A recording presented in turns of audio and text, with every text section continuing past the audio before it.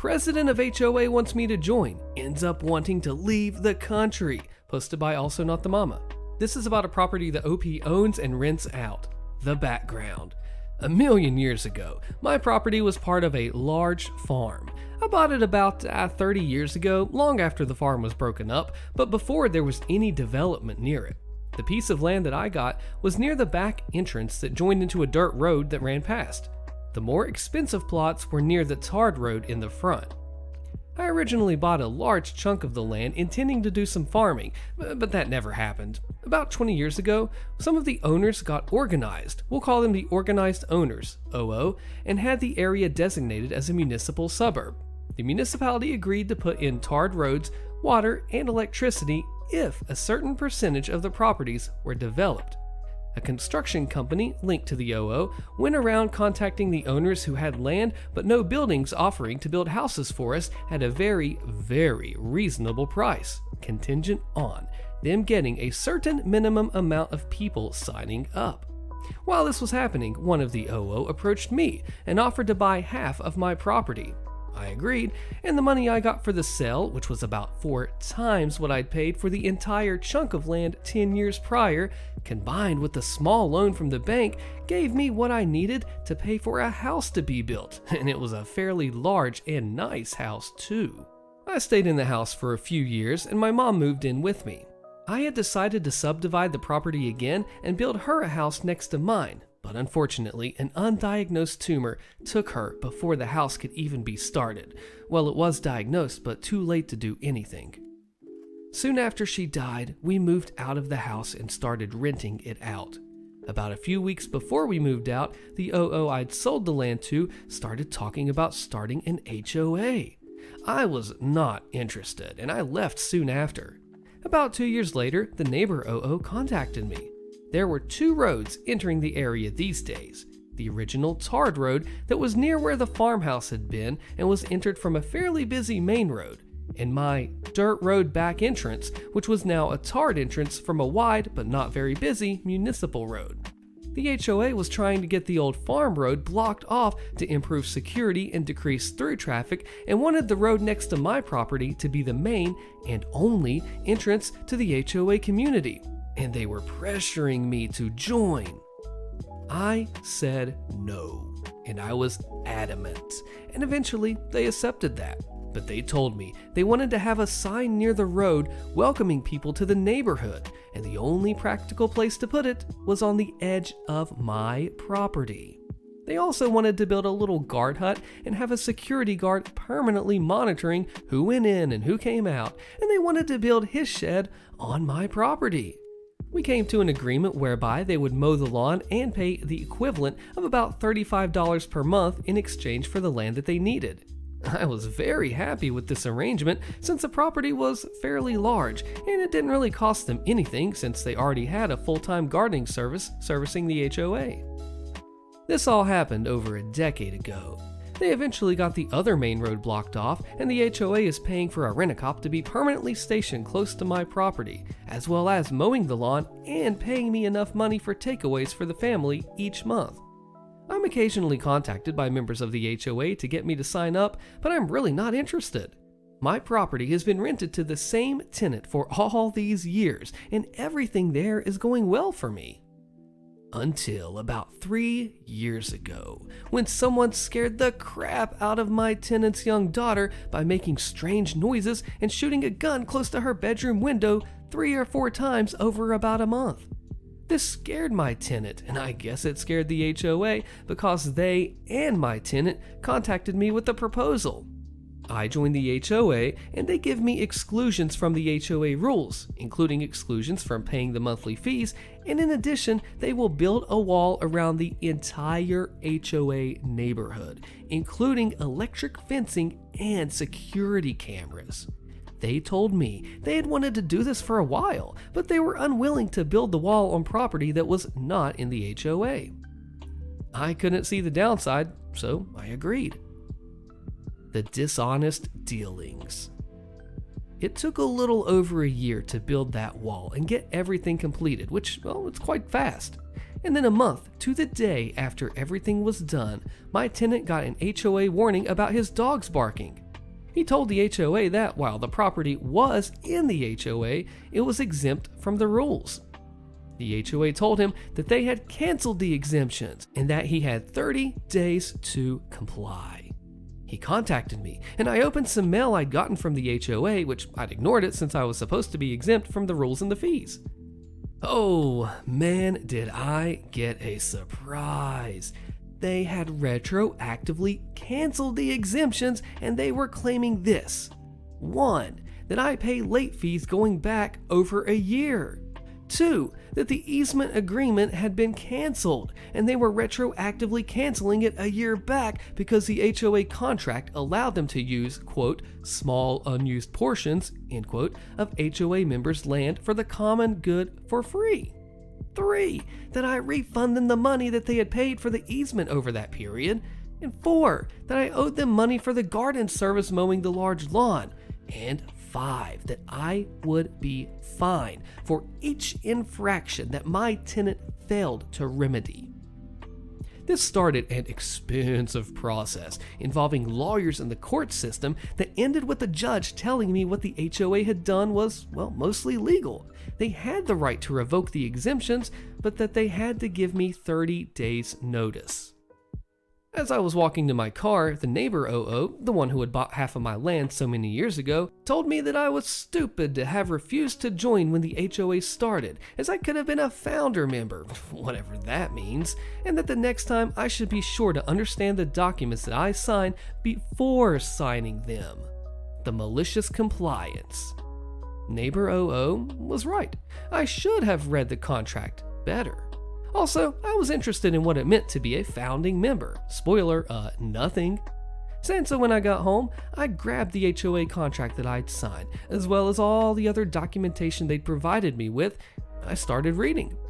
I was determined to break every rule I could find a loophole to break. I didn't get past the first page. While the street address of the property is used to identify it for all practical purposes, in the city records it has to be a unique property number that has to be used on legal records. When my mom moved in, I'd subdivided the remaining property, but I hadn't yet started building on it. And when I gave the HOA the easement all those years ago, it had been on the property that I'd sliced off for my mom. And when the HOA set up the contract, they had simply used the property number from the easement. The next afternoon, the neighbor OO delivered and had me sign for 2 documents. One telling me that my exemptions would expire in 30 days, and one letting me know that the easement would no longer be required after 30 days.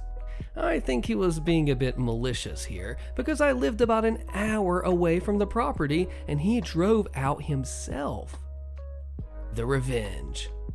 Exactly 30 days to the hour after the HOA had given me the 30 days notice, I knocked on the neighbor OO's door. Did I mention he was the president of the HOA? And had him sign for the 2 documents. The first was that I planned to build a house on my HOA property, which confused him. And the second was notice that they had 30 days to remove from the property the guard shed, the parts of the electric boom that were on my property, as well as the sign. He tried to engage me, but I ignored him, climbed into my car, and I drove off. Early the next morning, I got a call from the HOA lawyer who explained to me that their junk would be staying on my property since it was in an unused part of my land. I explained that I was building a house there and that the land would not be unused anymore. I could hear the smirk as he told me that building a second house to be spiteful would not be accepted by the courts. I sure hoped that he could hear the smirk in my voice when I told him that the property in question did not have a house and was, in fact, barely large enough for a house to be built and would not be large enough for any extraneous buildings. I then told him to go look up the property in question and then call me back. I had sliced off just enough to be legal, which was just enough to build a small house. It took them just under 5 days to get back to me. Their lawyer told me that the terms of the easement meant that I could not cancel without their permission, so I emailed him a photo of the document they sent to me canceling the easement. That afternoon, neighbor OO invited me to lunch, his treat, to discuss the problem. I said, nah thanks. He extended the offer again 2 days later, and again, I said, no thanks. Others of the original OO contacted me to try to talk. Some sounded aggressive, some sounded sympathetic. I said, no thanks, to each of them. Eventually, the lawyer phoned and asked if we could come to some sort of agreement. I asked what he had in mind, and he told me that he was prepared to discuss exclusions in exchange for access to my property. So I said, no thanks, and please don't call me again. About 9 days before their 30 days was up, I got a call from a different lawyer. He said he wanted to negotiate a surrender, his words, not mine, and I agreed to meet him at his office the next day. I'd already had documents drawn up, and the meeting was as simple as me giving him the documents and him reading them over.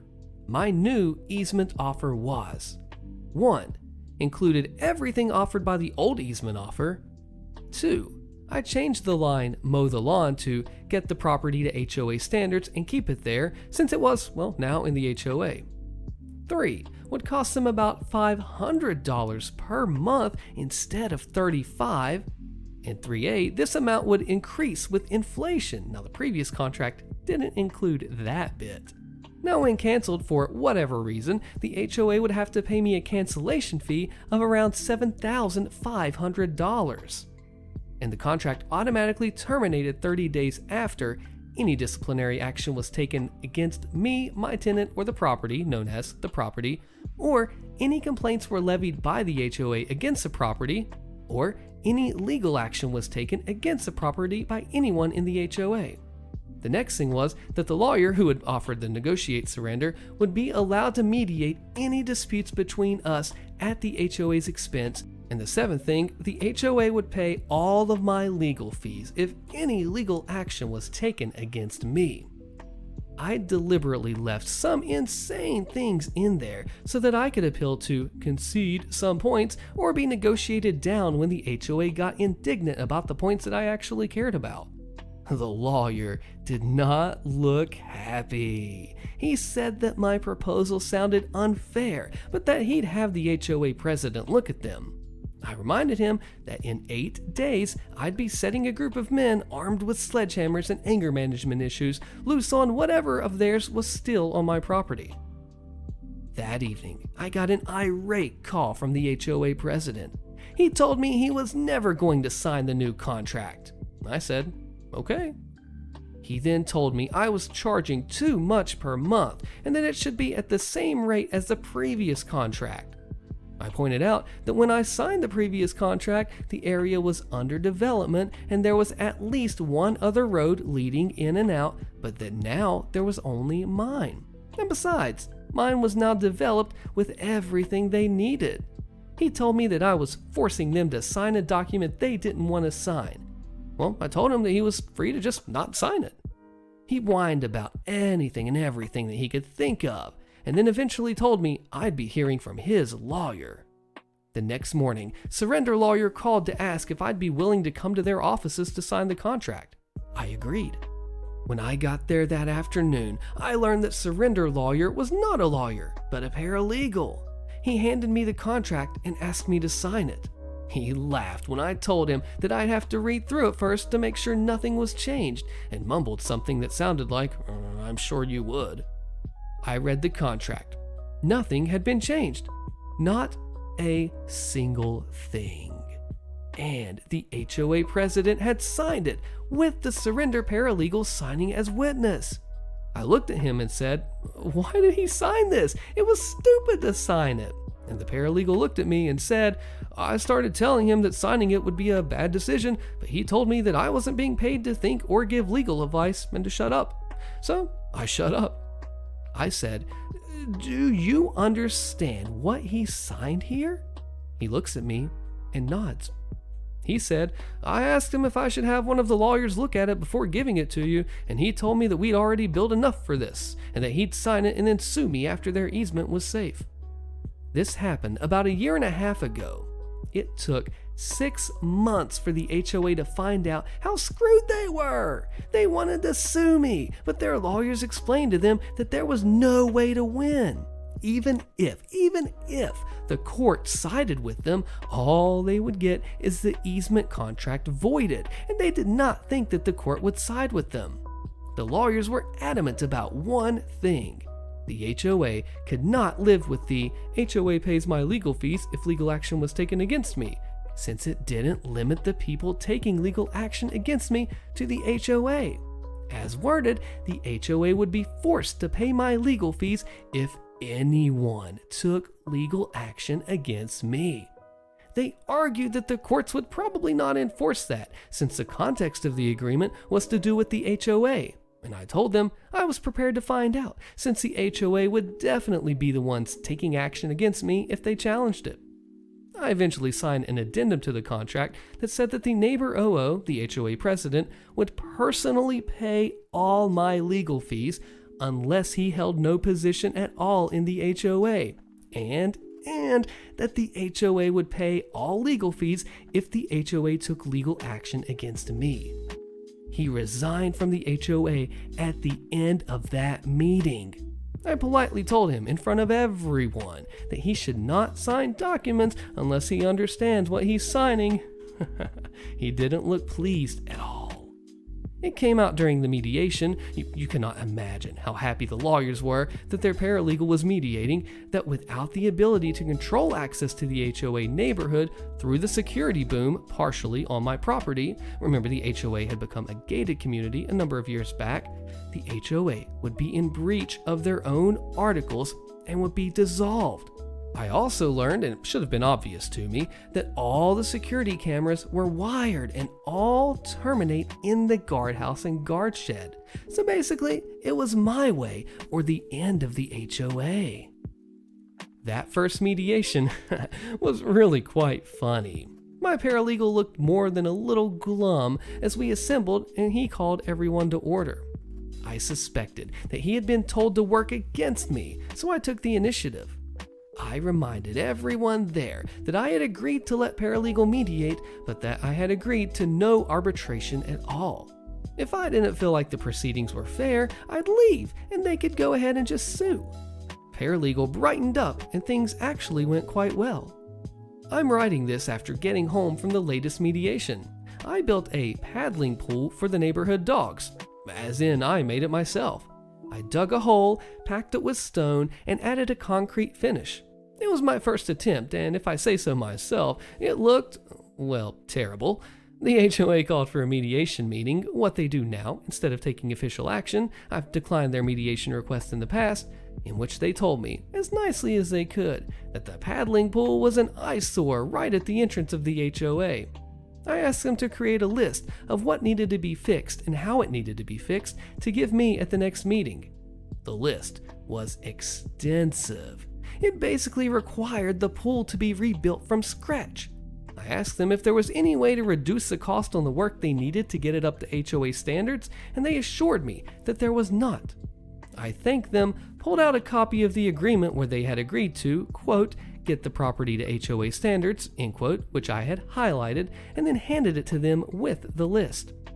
I told them the HOA usually preferred if these things were dealt with within 30 days. They started arguing until the mediator reminded them that they could not force me to comply without causing the easement to end. I should mention that their lawyers usually no longer attend these things. They said they would get it done. I also learned a lot about neighbor OO today. For one, I found out that neighbor OO sold his property about 3 months back and is apparently leaving the country for Australia. Next, I found out that the HOA had successfully sued him for a crap load of money that they had lost to his mismanagement as part of his vendetta against me. 3, I also learned that he had a vendetta against me. I have no idea what I did to upset him. I'm not sure if I'll screw with the HOA anymore. I already think I'm so close to breaking them, the only thing stopping them from canceling the contract is the massive financial loss if they do. I guess a lot depends on how they treat me and my tenants going forward. Also, I do like the monthly payments though, so I'm motivated to play nice. Our neighbors are an absolute nightmare. Is our HOA genuinely not doing their job, or am I being impatient? Posted by the drunkest kook. For context, we built a new home and moved in fall 2022. Prior to this, our now next door neighbors finished their home and moved in a couple weeks before us. We'd occasionally go visit our home as it was under construction and immediately noticed our next door neighbors put an old chicken coop and a disabled SUV in their backyard. The chickens are unbelievably loud and they squawk at all hours of the day. Along with this, there was a ton of general trash and clutter, tarps and scrap wood, plastic bins, and so on. We were initially panicked but thought that they would eventually get this cleaned up as they settled into their home during the coming months, as we knew the HOA CC&Rs allowed none of this. The HOA also requires all initial landscaping to be completed within 3 months of ownership, so we thought that they'd be starting that process as well. Nope, never happened. Only became worse. Throughout the rest of the year, we were reasonably preoccupied settling into our home, and then winter came where there isn't really any good reason to be enjoying your backyard in 5-degree weather. We knew the issues at our neighbor's house persisted, but assumed that they'd be getting things cleaned up in the spring. As 2023 rolled around, nothing at all was done. We tend to take a very live and let live approach to things, and we know our neighbors have several children, so we gave them the benefit of the doubt and assumed that they would start cleaning things up eventually. In late March of 2023, 2 of their kids were climbing on the large rock retaining wall that we have in our front yard. Wanting to keep my home insurance premiums low and not wanting one of them to fall and injure themselves, I went outside and I politely asked them to stay off of the rock wall. The very next day, I hear a loud commotion out front and I go outside to see what's going on. The same 2 kids have pulled roughly 30 rocks out of the retaining wall and thrown them onto the ground. Much sterner, I tell them to put the rocks back immediately and stay off of the wall. As I'm walking back inside, I realize their mother is on the front porch. I was honestly so stunned that she'd let her kids do that and I couldn't even just say anything. At that point, as said, enough is enough. We're reporting everything to the HOA. I called the HOA and reported the 9 violations in total. The HOA said that other people in the neighborhood complained several times about this house and stated that our next door neighbors always talked about how busy they were or how some last-minute emergency came up every time they were notified of a violation. I asked the HOA about timelines, and they walked me through the process of letters and warnings, final warnings, and fines. It seemed like stuff should at least be improving within 6 to 8 weeks at the very latest. Fast forward about 2 months to the end of May. Nothing at all has changed, and the chickens are loud as ever. I called the HOA to get an update, and I learned that they had my complaints on file, but nothing had been done about them as the person who took my complaints had recently resigned. They say they will start working on these issues, and I reaffirmed the 6 to 8 week timeline to begin seeing improvements. I also sent them video clips of the chickens and all the noise that they make, several clips from several different days, along with photos of the status of the property. In the meantime, the neighbors park a recreational vehicle in their backyard as well, also not allowed per the HOA CC&Rs. Skip ahead to July. Minimal progress has been made. The truck had been moved to the front of their house and was illegally parked over the sidewalk. This is now 2 violations. You can't have a disabled vehicle viewable from any lot, and any vehicles must be parked in accordance with county laws. The only other change was that they brought a landscaper out to regrade their backyard because, as they stated to the HOA, the land developer had ruined the initial grading with their equipment, so therefore they couldn't begin landscaping their backyard. I can promise you, the developer never came close to this lot. Anyways, still no progress, and the chickens continue making noise endlessly. I contact the HOA again, and their COO assures me that they're working on these violations, and they stated that our neighbors moved into a neighborhood with an HOA and will need to follow the regulations. My initial thoughts were that we're finally going to get this whole mess cleaned up and we'll be able to enjoy our back patio in some peace and quiet. Again, nothing happens, so I follow up in an email with new chicken videos and I simply ask what date I could expect this issue to be resolved.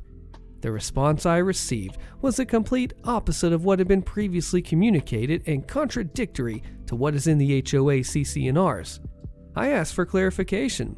They stated that they're in violation due to an unapproved structure, the noise the chickens make, and the waste they produce, but there isn't anything explicitly stating that chickens aren't allowed. Don't get me wrong, I am fine if our neighbors have chickens, but I don't want to have to deal with the byproduct of their chicken ownership. If they have a soundproof and HOA compliant structure that they keep the chickens in, that is completely fine with me. Another couple of weeks go by, into early August now, and I ask 2 questions. What date the neighbors have been given to reach compliance and what options they've been given. No response. So I wait a week and I send another email. No response. I wait another week and I follow up, and I finally get a response at 5 p.m. on a Friday that doesn't answer either of the questions. Just standard boilerplate, "Oh, we understand how frustrating this must be for you," and blah blah blah. So I follow up the next week and basically saying, "Hey, thanks for getting back to me, but I'm just hoping to get clarifications on my 2 questions. No response. I wait another week and follow up again. No response. I wait another week and I follow up again, and today and finally get a response from the CEO just now saying that my emails, once a week at the most, are bordering on harassment, that they have no updates on resolving the chicken issue, and that he is instructing his staff to ignore communications from me until they have an update. They won't tell me what progress they've made, what stage they're on, if they're dining our neighbors, and so on. Keep in mind, this is only related to the chickens, as they are far and away the biggest nuisance. No dialogue or discourse has occurred regarding any of the other violations since June. We are absolutely exacerbated and exhausted. What is my recourse here? Do I need to get an attorney involved? Am I being a Karen? Now, there isn't a board affiliated with this HOA, and it's just a property management company that runs several HOAs. The annual board meetings are the executives from the HOA company and the land developer. Do you agree with this comment and OP's response? Now that I think about it, if you throw up a fuss that causes new owners to not want to buy, the management company will be more motivated to do something. Oh yeah, that is an interesting idea, OP says. The real challenge in this is that we are the only people who are affected by them, so no other neighbors really understand what's going on. There are no houses behind us or on the opposite of them. And by and large, the average property value in the neighborhood is over $1.5 million, so people tend to take exceptional care of their property. Except these people. I really don't understand. How do you think OP could escalate this? Let me know what you think. Terrible HOA President Storytime by Root Investigator 6630. My HOA president does not like me. For a year, we were lied to about something that was not in the CC&Rs. They maintained the old documents that were no longer applicable on the HOA website to justify their ACC denials. A year after I was denied a particular improvement, I mentioned to the ACC that I would be submitting a request for some projects, including the one I was verbally denied of a year ago. I was told that as long as a previously denied improvement was XYZ per the covenants, I was approved. The HOA president started calling my contractor and harassing them about one of my projects, telling them I had not been approved, even though I had written approval. I found out in the process of doing my other project, the one that was denied last year due to it conflicting with our covenants, that the previously denied project should have never been denied because it was not restricted in our covenants. Once I found that out, I told my contractor to alter it so that a portion of the project was no longer XYZ, but XY. I've received a letter from their lawyer stating that I need to remove that portion of my improvement, which is not XYZ, because that's not what I got approved for. I don't feel I should remove it because I was lied to for a year about a restriction in our covenants that does not exist. Do I have an argument? I'm trying not to give any identifying information since some of my neighbors use Reddit, so I'll use this explanation. I submitted a request for a concrete driveway. I was asked what kind of concrete I would be using, and I told them regular concrete. I was then told that I couldn't use regular concrete for my driveway because the CC&R state that you can only do an exposed aggregate driveway. When I went to check the CC&Rs, it also confirmed what the ACC had said about exposed aggregate driveways being the only kind of driveway permitted. We went to speak with the board, but they denied our appeal, saying that we had to follow the CC&Rs. We even went as far to ask if the portion of the driveway that couldn't be seen from the street could be regular concrete because we really needed a driveway and couldn't afford a completely exposed aggregate driveway. We were still told no, because we needed to follow the CC&Rs. In order to save up more money to afford it, we waited a year and mentioned our interest in the driveway again while we were requesting something else. When the ACC came to speak with us, the driveway was brought up and we were approved to proceed with it provided it was exposed aggregate like mentioned in the CC&Rs, and we agreed.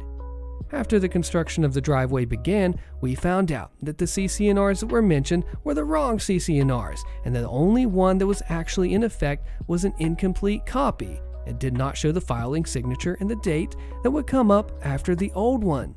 I was furious. I'd been lied to and made to incur more money for something that was not in the current CC&Rs. I contacted my contractor and I told him that since we already had the materials, he should make the front portion of my driveway exposed aggregate and to make the back portion transition to regular concrete. I received a letter from the lawyer saying that I have gone against what I was approved for and need to remedy it to fit my approval.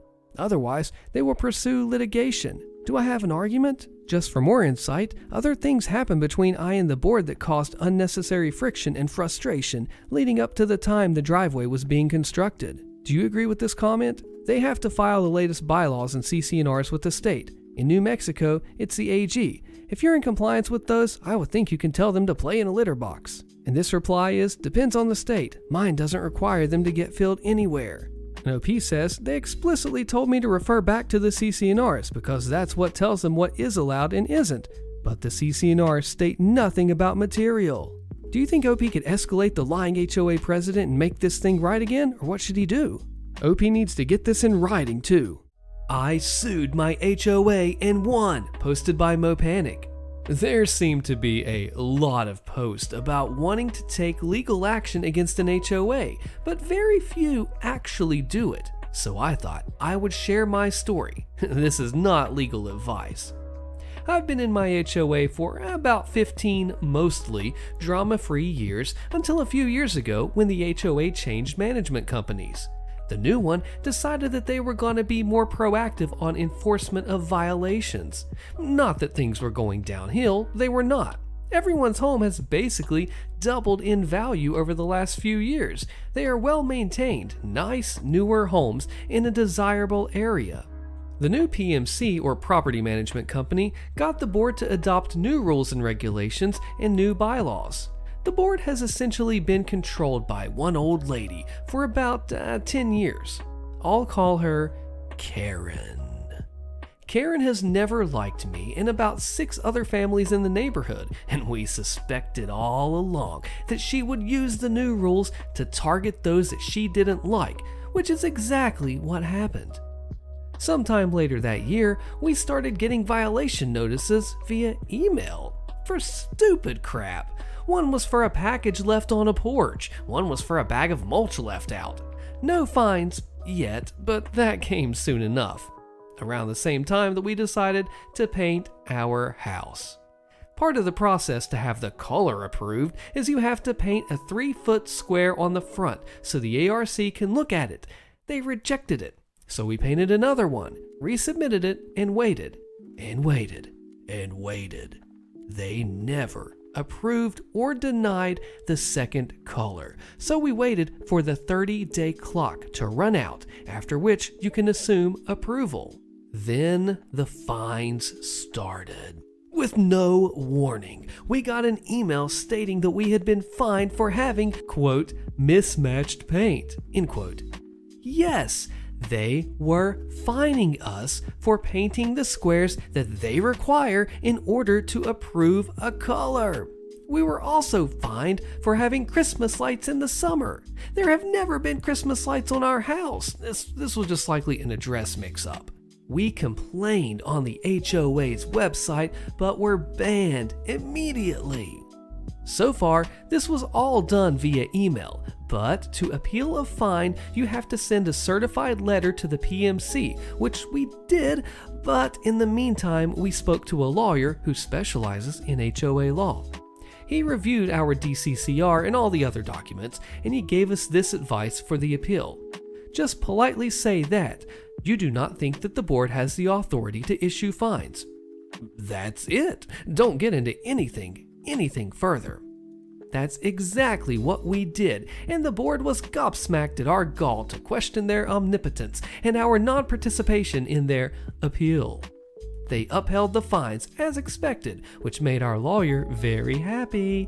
We also learned that someone else had been fined for having too many cars, and someone else got a mowing fine that was intended for their neighbor. This PMC was completely incompetent. Add a fair dose of malice from Karen and indifference from the other board members, and you have the recipe for a cluster crap. What we knew, but apparently they didn't, is that HOAs in Texas do not have a statutory authority to levy fines.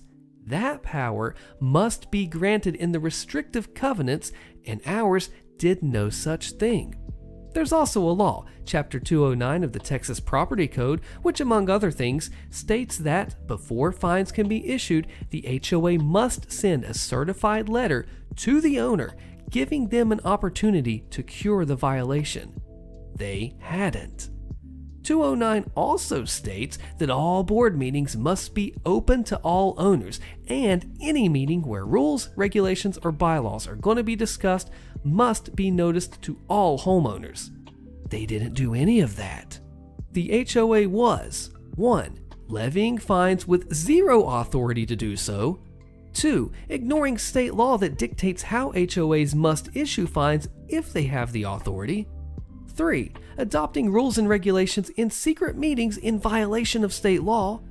And 4. Changing bylaws in secret meetings in violation of state law. We had them dead to rights, and everyone knew it. Texas also has a law that grants attorney's fees to the prevailing party in a suit about violations of restrictive covenants. This usually benefits the HOA, but it can work both ways. Our fantastic attorney wrote a devastating but absolutely beautiful complaint. I mean, it was pure poetry, and I should have it framed. It was served on the board and PMC. I don't know what went on behind the scenes, but I imagine it was pure panic once they spoke to a lawyer who told them they were totally screwed. A few weeks later, we heard that Karen and a couple other board members had decided that they were just too busy to continue serving on the board and sadly had to step down. There was an election, and now the board is controlled by the very few people who had been targeted by their BS fines. The HOA lawyer asked to settle. We asked for 1. Refund all fines, late fees, and penalties ever issued to anyone over a violation plus interest. 2. The PMC can no longer have anything to do with violations. They can only do administrative things. 3. Revoke all actions taken by the board in the last 4 years. 4. Add a term limit that prevents Karen from running again for 10 years. It doesn't name her, but it's worded so that it only applies to her. And 5, of course, pay all of our legal fees. We could have gone further, but at this point, the bad board members had fled the scene, so we would just be inconveniencing people who had been on our side all along. This here was an epic smackdown of an HOA Karen who, because no one ever questioned her authority, had gotten way out over her skis, and it felt really good to see her smug butt crash and burn. But a few words of caution are needed. If the HOA had decided to fight, there is a 50-50 chance that we would have lost at the district court level. This is because in Texas, judges are elected and the HOA lobby, CAI, is a huge contributor. Many district court judges will grant summary judgment against any homeowner regardless of the facts. We eventually would have won on appeal, but we had to be prepared to go the distance and pay up to $20,000 or more out of pocket, knowing that eventually we would get it back. And no, HOA lawyers do not work on contingency, and they are expensive as heck. Another word of caution for anyone considering legal action: make sure that you have a lawyer who specializes in HOA law, not real estate law, not your cousin's college roommate who just passed the bar. The deck is stacked against the homeowner, and even with a slam dunk case, it could be ruinously expensive if the HOA decides to go the distance just to screw you over. You are spending your own money to fight. The HOA is also spending your money and that of your neighbors and their insurance company to fight back. A large HOA could spend over $100,000 and make you do the same just to make an example out of you. You need a lawyer who has done exactly this before and knows the HOA law inside and out. At the end of the day, you have to weigh the cost and benefit of a lawsuit just like anything else. In my case, it was worth it because we don't plan to move, and this was the only way guaranteed to stop the BS and get the HOA back on the rails. HOA calling the police on us, posted by Saturn Decay. I have a huge headache because my mom's been upset about this for the past 4 days. It's been really frustrating to be around, but if anybody has any advice for me, I'd be forever grateful. We are in a Florida HOA. So basically, we've been living in this condominium for the past 15 years and have never had any HOA issues up until about a year ago when this young guy got hired by our president to clean up and around the condominium. Just basic labor stuff, like picking up trash and pressure washing roads. He quickly joined the HOA and befriended the president and other members and joined himself, which is where an issue arose. Because a few months later, after the fact, they sent a notice to raise HOA fees and start 2 special assessments going up to about $120 increase from that year alone, which was absolutely astronomical and with almost no precedent for us to pay the special assessments earlier. Adding insult to injury, they began doing contracting projects that to me felt very useless, such as like a $200,000 project of replacing the gates from the windows at the condominium, which have always been slightly decorative. I always felt his membership was at odds with his work because he contracts himself to work on the condominium at this point, and at this point in time has become a realtor and has started using his HOA membership status to ask owners to sell their houses to him. So I, 21, started going to HOA meetings, and I live in a predominantly Latino condominium. The meetings are always held in Spanish, which is fine because I'm from Cuba, so it's not an issue for me. Most of the people that show up, which is about 15 from a condo of 150 plus people, are this friend group of 70-something retirees. That first HOA meeting that I went to went great, and I went house by house in my condo to alert people so that they'd show up for what I believed was an important meeting that was going to affect a lot of people. And at the time, a lot of people sided with me that we needed to discuss these assessments further. The HOA board was deeply angry with me, but because it went off so smoothly and so many people that showed up agreed with me, they relented. They told us that as long as we agreed to the $20 increase, we could discuss the assessments further. But this discussion never happened, and they approved the assessments alone via a Zoom meeting that most of these older women could not attend because of technological limitations. Furthermore, they did not allow any non-members to speak in the Zoom meeting, so that went. By the second meeting, much less people showed up, and the board was allowed to pass the assessments with no questions asked. I was very frustrated, and at some points, I raised my tones as some of the old ladies who were friends with the HOA board members said some very rude things, like we deserve to have our fees raised as we are bad people. And at one point in English, I said freaking to emphasize something that I said, but a lot of these people, since they don't understand English, understood that I was personally telling them to go freak themselves. I regret letting that get out of hand, but you can imagine how much a $100 increase in unneeded fees hurts.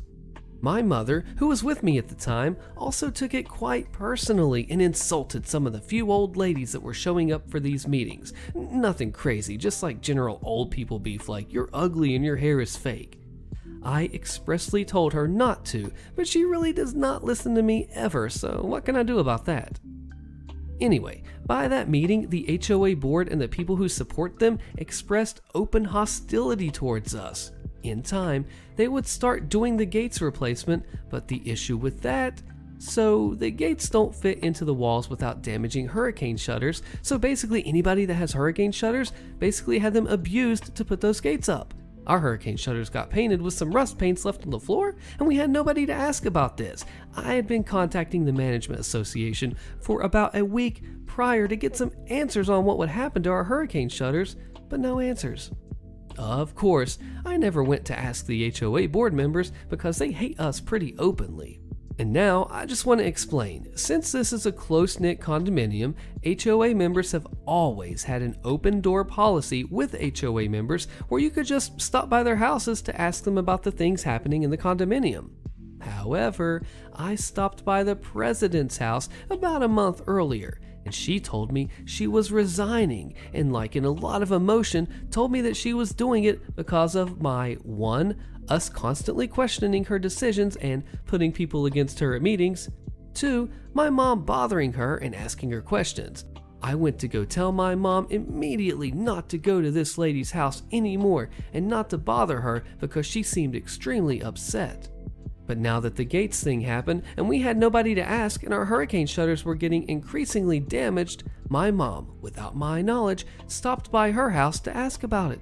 She wasn't home and her 17-year-old twin sons were, so my mom told them to contact their mom so she could ask them about the shutters. 2 things proceeded to happen. 1. This lady's ex-husband called my mom and basically told her to stay away, but it ended in a friendly manner, although my mom did cry. 2. This lady then contacted the police on my mom. The police basically just talked to my mom really rudely, normal police stuff like don't stop by people's houses, she's not the HOA president anymore, blah blah blah.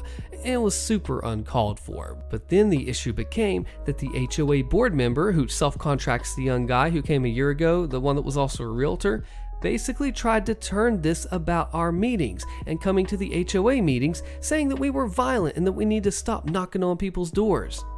The issue with that is that door knocking was how I got anyone to come out and show up for these HOA meetings. Because if not, it's just them and their supporters. But yeah, he used this to turn it on me complaining about the HOA at all. And now the contractors he hired for the gate works have started cutting up our hurricane shutters to fit in their gates. I went to go take a picture of the contractors cutting up our shutters from far away, and the contractor brought up the police visit and told me that if I continued to photograph his workers, he would call the police on me as well, even though I was doing it from a large distance, so it was obviously not about invading anyone's privacy. My mom is very indignant about all of this. My dad says just to lay low and ignore all this. Is there anything I can do about this? It's been a really rocky week because of it, so any help that I can get on this situation, clarity, or just second opinions would be so extremely helpful. The HOA is pulling some really shady stuff here in Documenting Potential HOA Retaliation by Grumpkin. I'm in Virginia, single-family home. I've been in my home about 10 years. Never had an issue with the HOA other than an occasional superficial reminder about the driveway weeds. The details.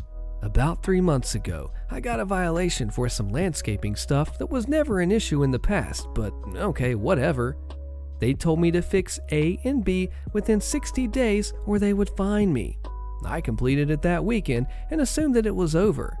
After 3 weeks, I received a follow-up notice about a fine hearing being scheduled because I didn't fix the violations. I contacted the HOA management company rep via email, telling them that I completed A and B as required. He replied saying that he confirmed it was complete and my violation has been cured and the hearing was canceled.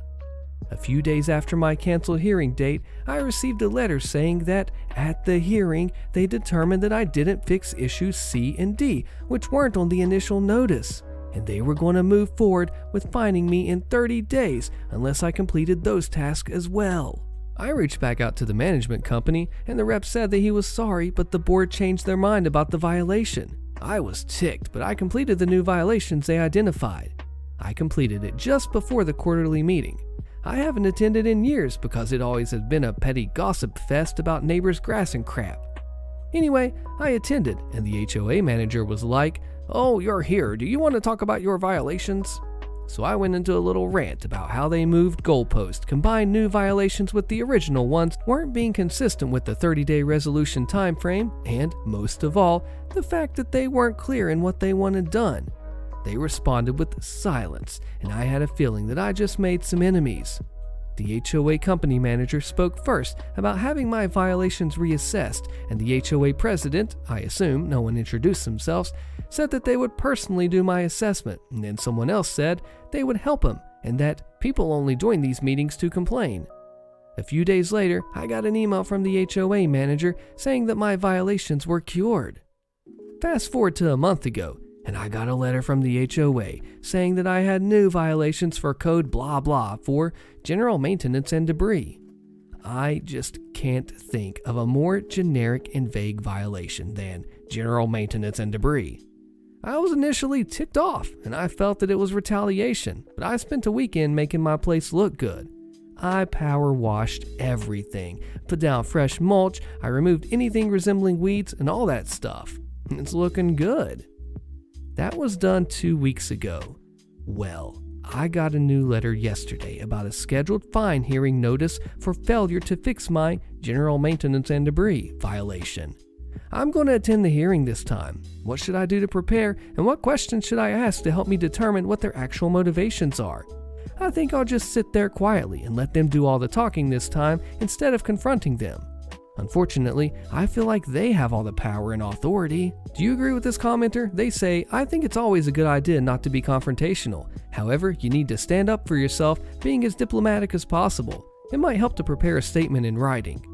The fact that they're not telling you specifically what the violation is a concern. The violation notice should tell you exactly what's wrong and specifically which restriction it violates. I would point out that you worked hard to comply, but were never informed of exactly what the issues were.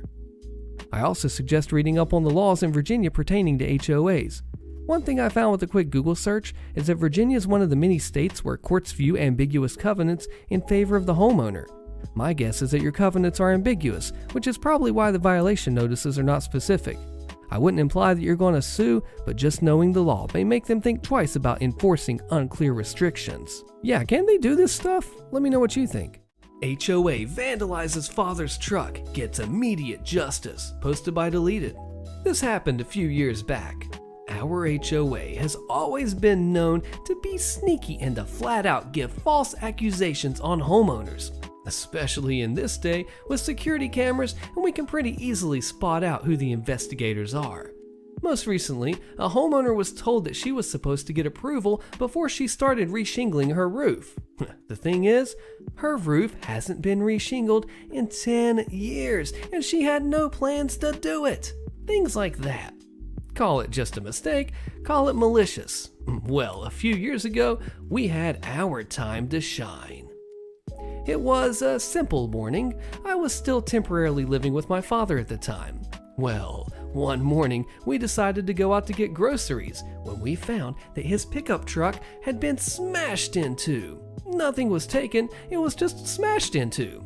In fact, I still have pictures from the day just before the cops arrived. Cops arrived, they do some investigating, and found that a rock inside the truck was from a house down the street. Unfortunately, they couldn't get them to admit to the crime, nor could they prove it was even them. Understandable, criminals will grab things that they find, but it was suspicious. The rock, I should say, was a special kind of rock that no one else in the neighborhood had, some round polished type, very unique. After this incident, I installed a security camera on his house. Well, not 2 days. 2 days later, we got an HOA violation for a vehicle eyesore that needs to be removed. Just 2 days later. I'm confused how such a letter could have been written up so fast, but I started to suspect foul play. One day, we were home and had a knock at the door. The HOA actually called a code inspection officer. The week hadn't even been over yet, so the parts to fix the truck weren't delivered yet. Now, we weren't paying expedited shipping for damages that we didn't cause, and the truck was so old, insurance would probably just total it. The truck is sentimental to him, so he was not going to get rid of it. I mean, it still ran great. Code inspection tells my father that vehicles which do not run need to be removed. They both stop talking and take a second, and both almost say at the same time, "Don't I know you?" Turns out the code inspection officer went to the same church as my father, and they knew each other. This isn't the malicious compliance yet. We are only just beginning. The officer tells my father if he can show that the truck starts, he's going to write it up as being in code. My father starts the truck just fine as the engine isn't damaged. He tells him to go on with his day and to have a good one. At this point, we are furious because we are starting to suspect that the HOA may have did this, as there's no way they could have possibly known so fast. Unfortunately, our turn of the street had no neighbors with security cameras until I installed one on our house, so it caught nothing specific to our incident. Down the street, these people supposedly broke into a car as well, but the camera on their house was unable to see anything. Dang. Here's where the fun begins. Fast forward a couple of months, after nothing happened, I decided to install a new dash cam in my car. I found a good one that uses very little power off the battery, and it can activate if there's any bumps to the car, even if the car's off. It just needs to be wired straight to the battery for this. It's a thinkware. A few days later, we got a violation notice for our mailbox being crooked. It wasn't crooked much, but I do remember it recently having an angle. Odd. I mean, I could just fix it, but my car was aiming straight at the mailbox. I'm thinking, no, this could not be possible. It only records if there's a bump. I take out the memory card, and apparently I either didn't configure it correctly, but it was recording the whole time. It never went into sleep mode. I watched as the investigator walks up to the mailbox and pushes it crooked, and then writes down on his tablet his findings and takes a picture for his records. I am appalled at what I see. I have the proof that I needed. Now, for the malicious compliance. They wanted us to come to the board meeting and present what is going on at our address. We haven't told them yet that we had the pictures, but to summarize real fast how our HOA works, the board hires an outside company to do the grunt work. Let's call it binge management. We go to the meeting and we sit down. Binge management has the one in control of our account, and I swear to you, she looked like a Karen, so the name fits for her. As time goes by in the meeting, we get to discuss what's happening at our house. We present the timelines and tell them about the truck being smashed, and just 2 days later, we get a letter. We ask what dates the investigator was out for that time. Karen refuses to answer it. She argues ignorantly that we should keep better care of our stuff, as if it was our fault. Then comes the mailbox incident. We tell her that we have reasons to believe that the investigator is the one causing all the damages to our property and is harassing us. Karen denies this and says that that's impossible and that she knows him personally. "Oh, is that so?" I ask. She says, "Yes, why?" I then pull out my laptop out of my book bag that I had been hiding, open it up to the video file already loaded, and show it to the entire board. "Enter Exhibit A," I said out loud and played the video.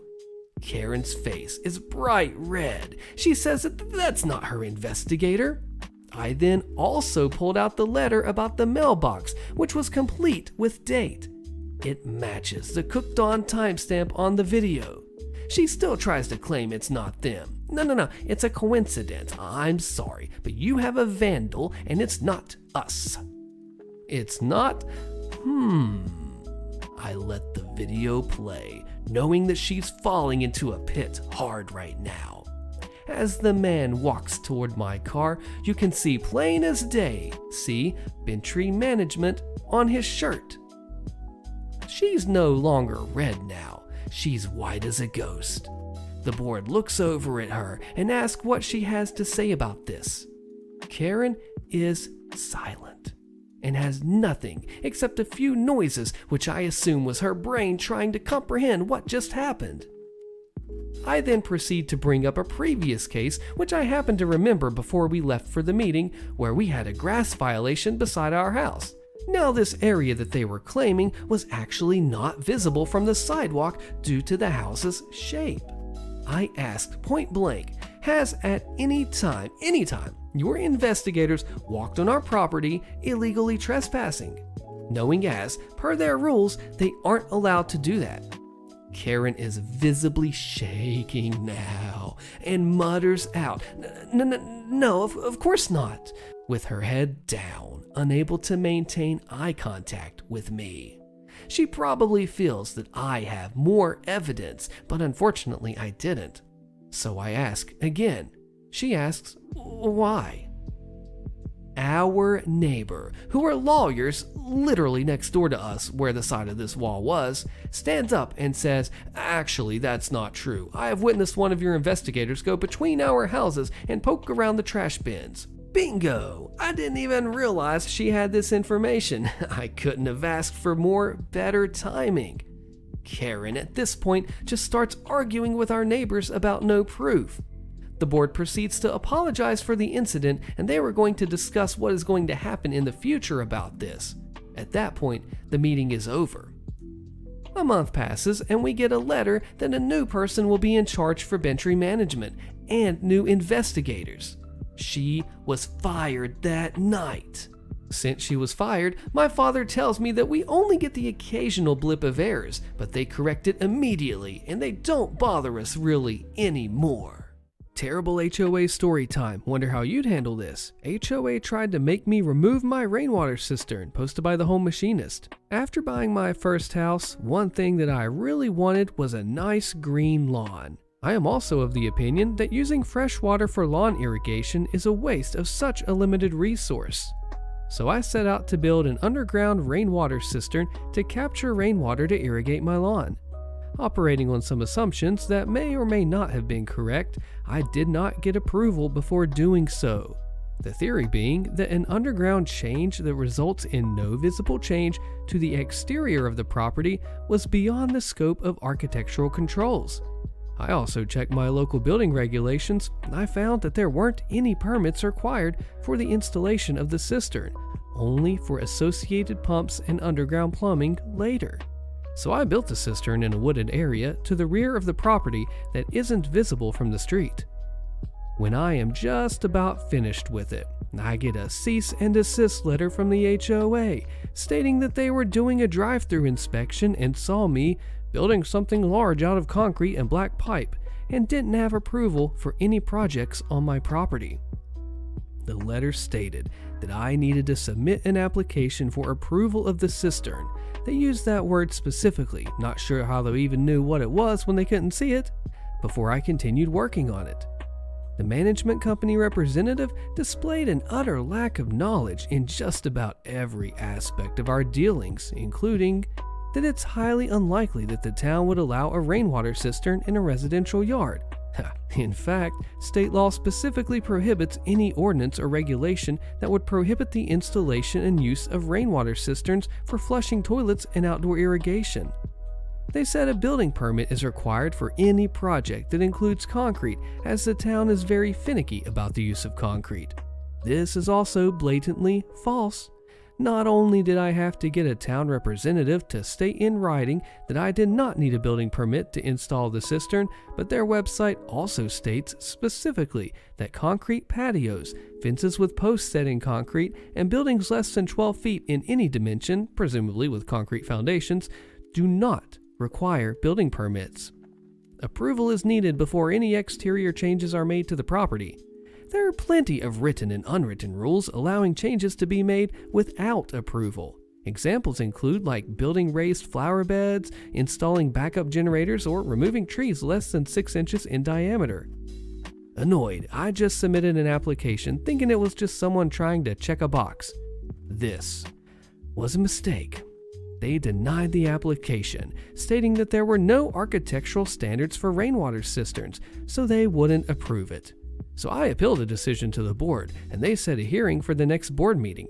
I then spent a few hours preparing for this appeal. So my argument includes things like, well, state law stating that it is the policy of the state that the use of rainwater cisterns for flushing toilets and outdoor irrigation is critical for meeting the future water supply needs of the state. State Supreme Court decision that states that real covenants may not offend articulated matters of public policy. And our covenants and restrictions make a distinction between on, under, and over lots, with architectural restrictions applying to structures placed on lots, not under lots. Simulations showing just tens of thousands of gallons of runoff that would be captured and not drained onto neighboring properties anymore. Now, the town website is actively encouraging the use of rainwater cisterns to improve water quality and decrease strain on the water supply. I mean, there's even photos of the site on the cistern showing that even standing right next to it and looking straight at it, you can't see it. None of this even mattered. The day of the hearing, the management company accidentally sends my confidential application with personal information I specifically opted out of sharing in the neighborhood directory to the entire neighborhood. After that happened, I asked a lawyer to send an email to the management company and the board on my behalf and to attend the hearing as they appeared to be acting in bad faith. The association immediately canceled the hearing since their lawyer was not available to attend. After a few weeks, they set a new hearing date for a few months out. After waiting those few months, a few days before, they canceled a second hearing as well, suddenly interested in finding a mutual agreement. They say that I need to come to an agreement about screening the cistern and submit an application for the removal of trees. The cistern is underground. You can't see it. There is nothing to screen. They had pictures of the completed site. How they thought something had to be screened is beyond me. Well, I also specifically placed it in a spot that I would not have to remove any trees. So, not a single tree was removed. My attorney replied to their attorney within an hour of that response. It took them another 8 weeks to respond, stating that the association considers the matter resolved. They wouldn't approve it, but they were no longer attempting to make me remove it. The icing on the cake, they spent somewhere between $5,000 and $9,000 on their attorney for this and raised dues on the entire neighborhood, citing skyrocketing legal fees associated with a member's architectural review appeal. I told them that I was going to inspect the books and records of the association, as is my right according to the bylaws. The books, records, and papers of the association shall be subject to inspection by any member during all reasonable hours. They refused the inspection, stating that I had to schedule ahead of time with the management company who was not available for at least a month, and pursuant to state law, the management company would babysit me and charge me $100 an hour during the inspection. State law does allow them to charge reasonable cost associated with preparing documents for the inspection. Does $100 an hour after documents are prepared for inspection sound like it's allowed by law? Do you agree with this commenter's theory? Strongly suspect that they canceled the first hearing because they told their lawyer about it, and at the last minute, and the lawyer, presumably knowing something about state law regarding underground cisterns, said, "You did what?" and needed time to see if there was any way to get them out of it. Then they canceled the second hearing because the lawyer told them that they were out of luck. This HOA is just doing shady stuff, trying to put it over OP, thinking that he won't even recognize, like he's a dummy or something. No way. How would you handle this? This story involves an HOA with a twist. Wonder what it'll be. I reported my annoying neighbor until he moved by I Nom Nom Awesome. I just want peace and quiet and to be left alone. I'm in my late 20s and I live alone, and I really hate kids. My neighborhood is a group of separate houses without yards that are spaced close to each other. I've lived here for 5 years by myself and it's perfect. Everything I've ever wanted. No yards to take care of and no kids around making noise. The houses share a large T-shaped cement driveway and none of us have ever interacted with each other. We come and go, we stay quiet, and we mind our own business. There's a small park down the street with grass for those who want it, literally a 30-second walk away. About a year ago, a guy with a lot of little kids moved into my neighborhood. As always, I just drove past him like anyone else and closed my garage, never spoke to him, no problem. Over time, he started making himself at home. He would park his large truck in the motor court, which has a sign saying that it's illegal because it's a fire lane, and it would block his neighbor's garage across from him. He would set up lawn chairs in front of his neighbor's garage and have the little kids out there running and screaming right in front of people's houses and garages, so we would have to listen to it and then try not to run over the children as we back our cars out of the garages. He would rev his motorcycle at 8 a.m. on a Saturday and wake up the neighborhood. When his kids would be blocking the driveway, they'd take their sweet time moving. Because of this, I did one simple thing. When I would come home every day and drive past or around them, I wouldn't wave back when he waved at me. Oh, how that hurt his pride. He should have left it at that, but no, he had to press the issue. So, he started waving more and then shouting at me as I drove past, and then telling his kids to stop and stand and wave at me as I always drove past, and I ignored them all. Until eventually, he didn't like how I drove around his kids that were in the way, even though I always drive at a safe and slow speed there, so he tried to confront me. He shouted at my car and then came to my garage as I was already getting out of the car and had the garage closing, so it closed right in his face without me ever looking at him. He didn't like that at all, so he immediately walked to my front door, saw that I had a doorbell camera, and turned around and walked away. Couple of days later, coming home, he was crossing the driveway as I arrived, and because he had told the kids to stop and wave at me, the jerk stopped in the middle, so he stood in my way to block my car while trying to get the kid to move, and so I honked for 3 seconds right in his face until he moved. That was our last interaction, and I decided that he's annoyed me enough. I live in an HOA. I don't actually care about any of the rules, but I decided to use them all to report him endlessly for every violation that I knew of, using my dash cam on my car for screenshots with evidence. His parking in the motor court stopped after they gave him a ticket. He had to throw out the child's playhouse that he had set up next to his garage, and I kept reporting him for having an open garage door that I don't actually care about, in order to get him to have to stop hanging out in the motor court and, I don't know, use his brain and take the kids down the street to the park. It only took 4 months of reporting him repeatedly, and he just moved out. This commenter here has it down pat with the neighbors. I lived next to my neighbor for 8 years. I don't even know his name. We're cool though. We did a head nod about 6 months ago. Great guy. When you have good neighbors, it makes you so thankful that you don't have the bad ones. Oh my goodness. What do you think? Become the worst neighbor and HOA board member ever? Lose your job and HOA. Posted by Doggalagapoo. Let me start by saying, never purchase a house in an HOA. It is a complete mess that should be regulated and illegal. If I knew about HOAs when I bought my first home, I would have never purchased my first home in one. Me and my wife purchased our first home when we were 24 and 25. We spent months looking at houses and areas and tried to find a forever home in a good district for potential future kids and so on. We finally found a perfect one at a decent price. At first, everything was great. Super nice neighborhood and decent neighbors. Well, a few months after buying the house, we rented an RV to go on a trip, and we parked it in the driveway for the 3 days leading up to the trip so we could pack it and so I could learn how half the things in it worked. Well, this is when we learned that HOAs are absolutely crazy, and our neighbor was on the board of our local HOA. Within an hour of it being parked, he got home and stormed over, demanding that we remove it from his neighborhood or he would have it towed and fine us for every hour it was there.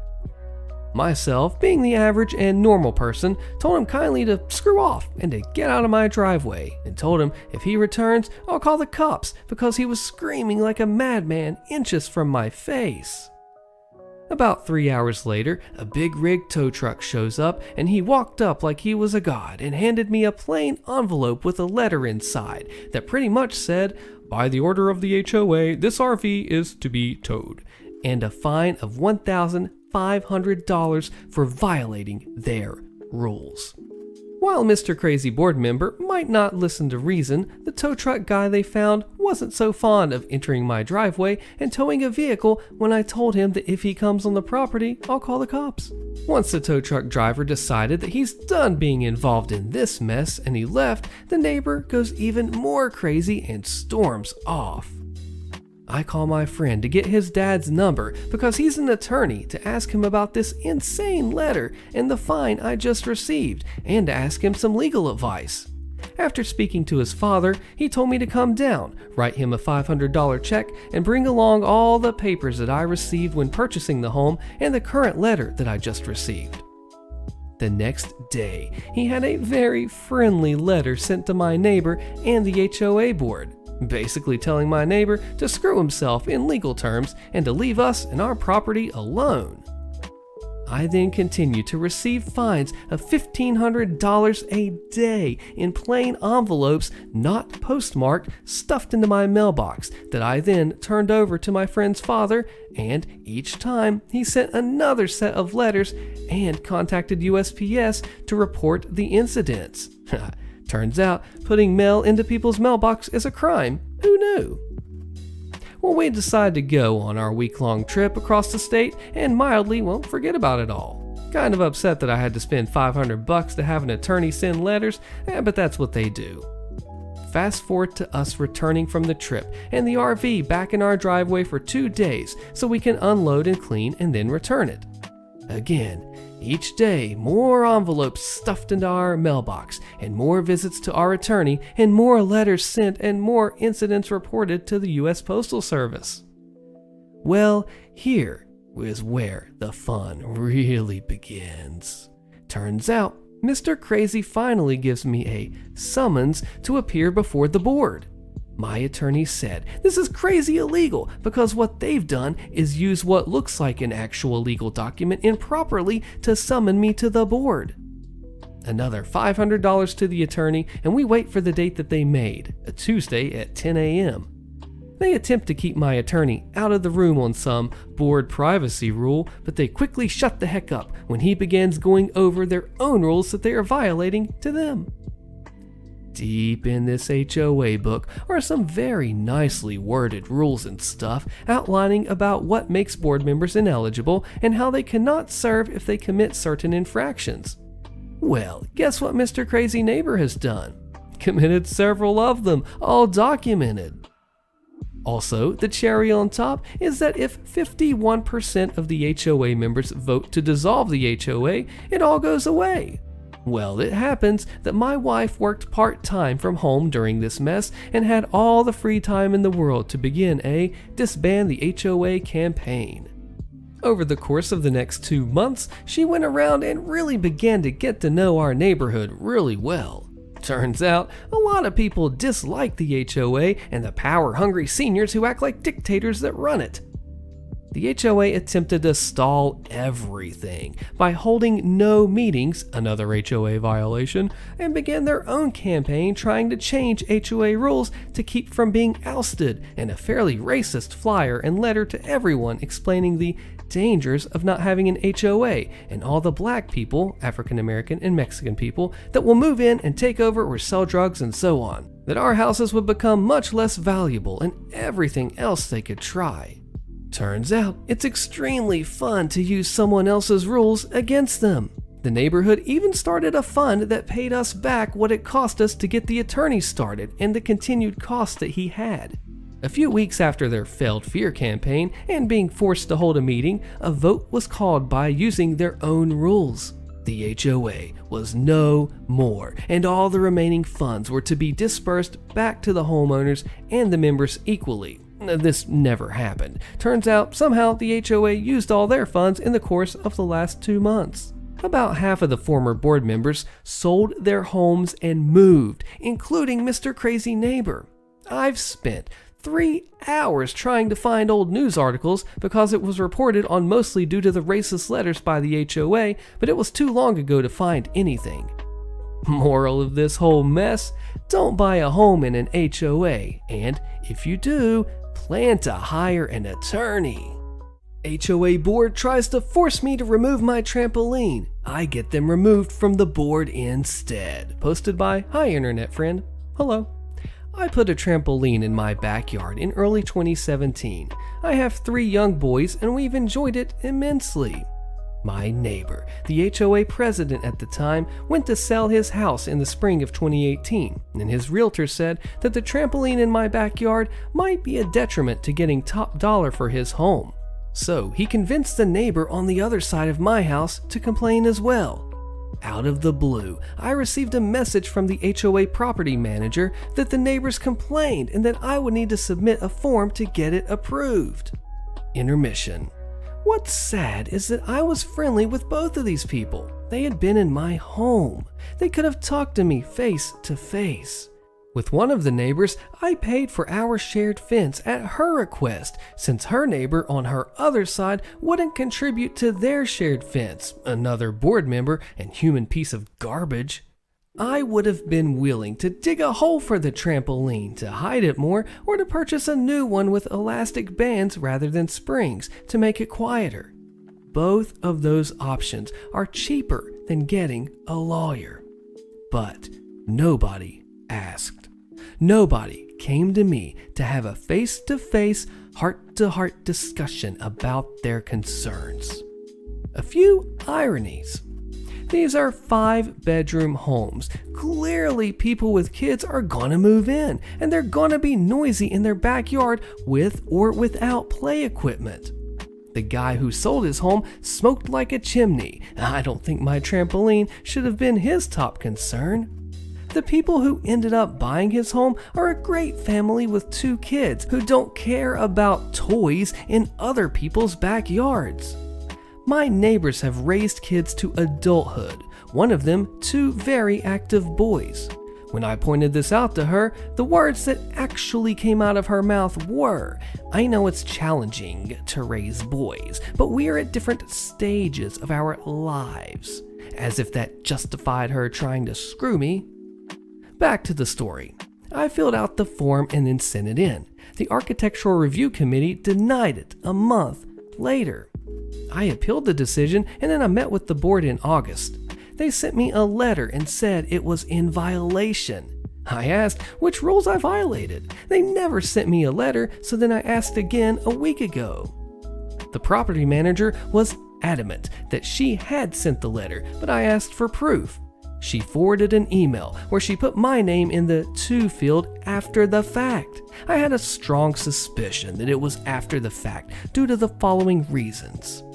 An HOA meeting was mentioned that never took place. The responses to my questions varied in color, indicating that they had been edited at different times. She responded immediately to my request for proof by indicating she would forward the email, but then took an hour, presumably editing a draft that she never sent.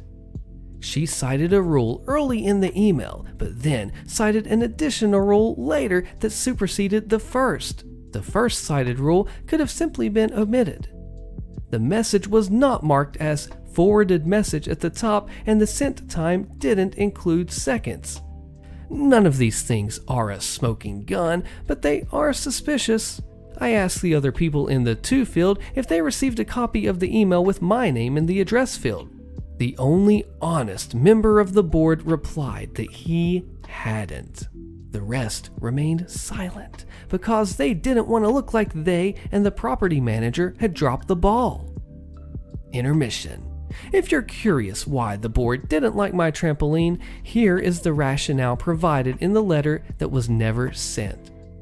Due to the close proximity of the homes to each other and the small yards, the trampoline is unsightly to the homes surrounding it.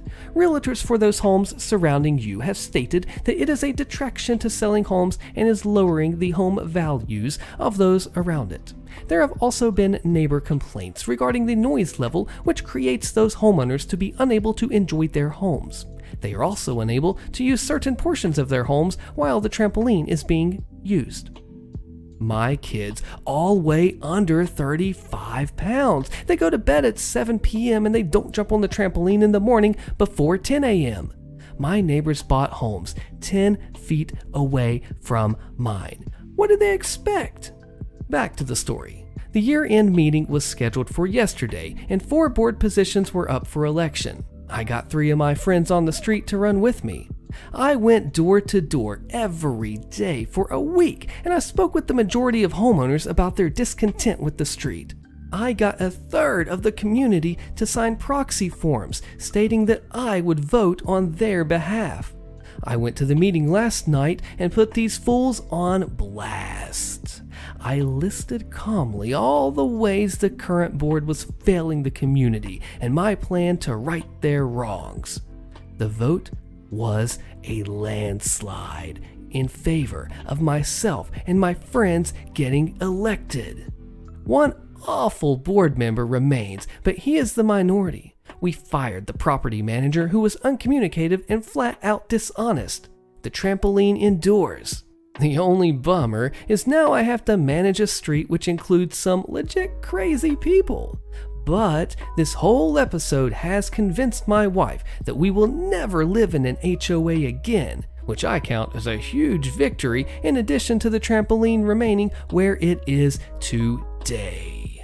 This story is called, If I Already Live in a Neighborhood and the HOA Tries to Claim It, Am I Forced to Join the HOA? When my sister bought her house, she was the 3rd person to buy in the new neighborhood. They signed the papers and started making payments before the HOA was established, so the HOA was not mentioned in the paperwork. Over the next few years, my sister and her then husband erected a basketball goal, added a covered patio, an in-ground pool, and a large storage and workshop. They bought one of the 2 lots on the very tail end of the cul-de-sac, so their lot was huge. They still had way more backyard than most people. They took very good care of their home and yard and so on. The shop was painted to match the house, and the basketball goal was kept in tip-top shape. Enter the new HOA. My sister declined to join it, and they decided to ignore her letter of refusal and started sending her violation letters for the shop, the basketball goal or hoop, the patio, the paint scheme, right down to the dogs they had. 3 is permitted by the city, and we have no breed restrictions. My sister returned all the letters with a copy of the refusal to join letter, along with a copy of the registered mail receipt showing they received it. They started fining her. She kept doing what she was doing and pulled in an attorney friend who was more than happy to take over. The HOA finally took her to court. Her lawyer countersued, presented all the paperwork to the judge, and the judge not only found in my sister's favor, but the HOA had to pay all of her attorney fees and had to reimburse her for all the postage fees that she paid responding to the letters. She always sent them registered mail. The judge was incensed by the matter, especially when he saw her original letter declining the request that she join the HOA. Do you know that they kept trying to fine her? She sent them copies of the original ruling, and they again ended up in front of a judge. That judge ruled the same as the first one. The 3rd time, the judge yelled at the president of the HOA, the attorneys, and told them if they didn't leave my sister alone, he'd cite them for harassment. My sister's attorney said if they continued, she could sue the HOA president, all of the officers, along with the attorneys, both professionally and personally for harassment. The HOA left her alone after that. She has had to run off some of the HOA snoops that she's caught peeking over her privacy fence trying to see what's in her backyard and ended up slapping a restraining order on them. The HOA had to reimburse her for that too. I, for the life of me, don't understand why people would spend their hard-earned money for a home and a lot they don't have control over. No way would I ever live in an HOA-controlled community. Do you agree with this commenter? Let's see. HOAs are effectively microcosmic fascism. They say you own the property, but then tell you what you can and can't do with your property while charging you a tax or HOA fee for the privilege. About the only thing they don't do is have you and your family killed if you disagree, but even that happens sometimes. The world has enough layers of government with narcissistic dictators running them, so why subject yourself to another? If you don't like HOAs, don't buy into HOAs, and if you're already in one, abolish it. But if people are stupid enough to live under the tyranny of one, too bad, suckers. I gotta know what you think about that one. Oh, I'm on private property? Posted by one cardiologist 462. I used to work for a supermarket chain, and quite often, I'd be asked by management to work at other locations. Most of the time, this wasn't a big deal. I was happy to help out. It gave me an excuse to drive and have the petrol paid for.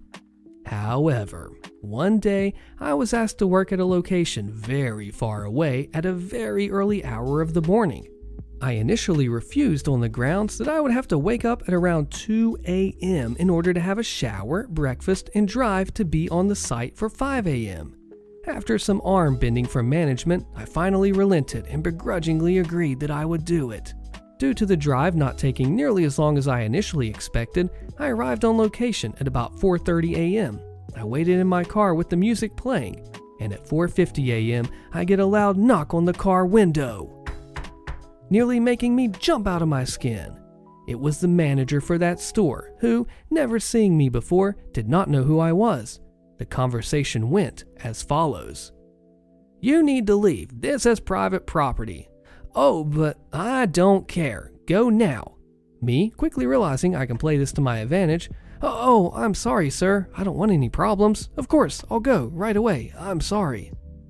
And as per his Karen request, I drove home with a smile on my face, knowing that I have the rest of the day free to myself. A few hours later, I get a phone call. I answered the unrecognized number, and I recognized the voice immediately. It was the Karen manager who told me to leave. "Hello, I'm looking for Austin." "Oh, yeah, that's me." This is Mr. Karen calling from this location. I was expecting you to work here with me today. You should have been here for 5 a.m.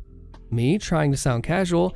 "Yeah, I was there waiting in my car. You told me to leave, remember?" But you didn't say that." I interrupt him. "There are no ifs or buts. I was on private property and I was asked to leave. I was legally obligated to do so." Right, but don't you think it doesn't matter what I thought? I was asked to leave private property. I'm not going to break the law and risk getting in trouble with the police." It was at this point he hung up on me. I expected to get in trouble for what had happened, but I never heard anything more about it. More info from OP. I was paid for the gas money and the travel time, but I was not paid for the shift. It was originally going to be a day off anyway. I suffered no financial losses whatsoever as a result of this, and my local manager never spoke about it, and I never mentioned it to him. I did not suffer any disciplinary action. Yes, I did have to wake up early and lose out on sleep. OP, this is such a perfect example of ask before you make assumptions. You know what assuming makes? Assuming makes a what out of you and me? I just love to reference that.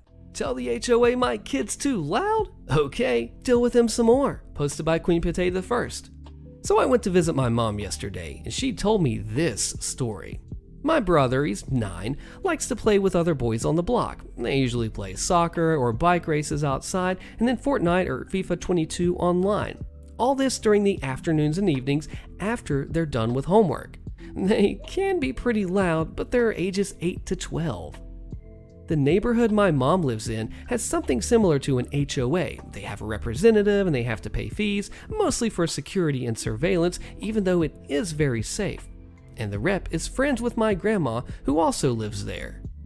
So, on a Thursday, the rep calls my mom to tell her that someone complained that the kids were being too loud and it was too late for them to be alone outside. Mind you, it was like 7:30 p.m. They don't have school the next day. The street is pretty illuminated and has cameras basically on every light post. Also, the neighborhood is pretty much gated all around. My mom calmly told the rep to ask the person complaining to call her directly because she was actually outside speaking with the other kids' parents as they were watching them, and this is a family-friendly neighborhood. Rep started getting defensive and said that she didn't want to cause conflicts and making up excuses, and that was that.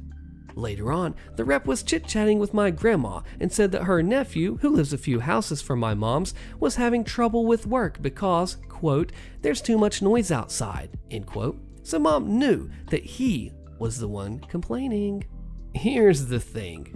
He is basically fresh out of college, which means that he hosts parties from Thursday to Saturday or just blasts his stereo while drinking alone until 4 or 5 in the morning when he passes out drunk. Kind of hypocritical, if you ask me. Anyway, Cue my mom asking the boys to play right in front of his house and yell as loud as they can. My brother's curfew is 8 p.m. so he can get a good night's sleep, but my mom and the others' parents extended it to 10 p.m. because they didn't have school the next day anyway. The dude never complained again, but my mom did report him every time his speaker was on after midnight. He eventually stopped, except for a party here and there, and all was well. Update. The problem isn't the complaint in itself, it was that the same dude who plays loud butt music 3 nights a week until 5 a.m., thus disturbing all the neighbors and their sleep schedules, and goes unpunished because he has family in the HOA, has the gall to ask for others to quiet down when others have asked him the same, and he responds by getting louder. I get that kids can get very rowdy, and I know my brother is, but when asked to be more quiet, he does accommodate, and so do his friends. I guess if a 9-year-old can be quiet when asked to be, and a grown old adult can't, the problem aren't the kids' parents. Something a little different. One fire department's humble fight against an HOA, posted by Zerbo. Just throwing out this story because I know you folks will get a kick out of it. While I am fortunate enough to not live in a neighborhood with an HOA, I'm a firefighter for a suburban district that is chock full of them. Big ones, small ones, old ones, brand new ones. HOAs freaking everywhere. For the most part, they aren't a hassle. They gate off their private roads, but as long as they put a sensor on it or a padlock that uses our standard department key, it's not an issue. Enter the Views. The Views are condos built in the late 70s, and as far as I can tell, the only view they have is of a freeway on-ramp and some eucalyptus trees. The Views were built along a narrow road that starts and ends off of the main road, making one big loop about a 1/4 mile long with a couple cul-de-sacs branching off. It's important to note that the driveways for each end of the loop are about 30 feet apart off of the same road. The Views have a lot of older residents, so we're there semi-frequently for medical aids, people smoking out their kitchens when they forget about the food they left on the stove, and even the occasional structure fire.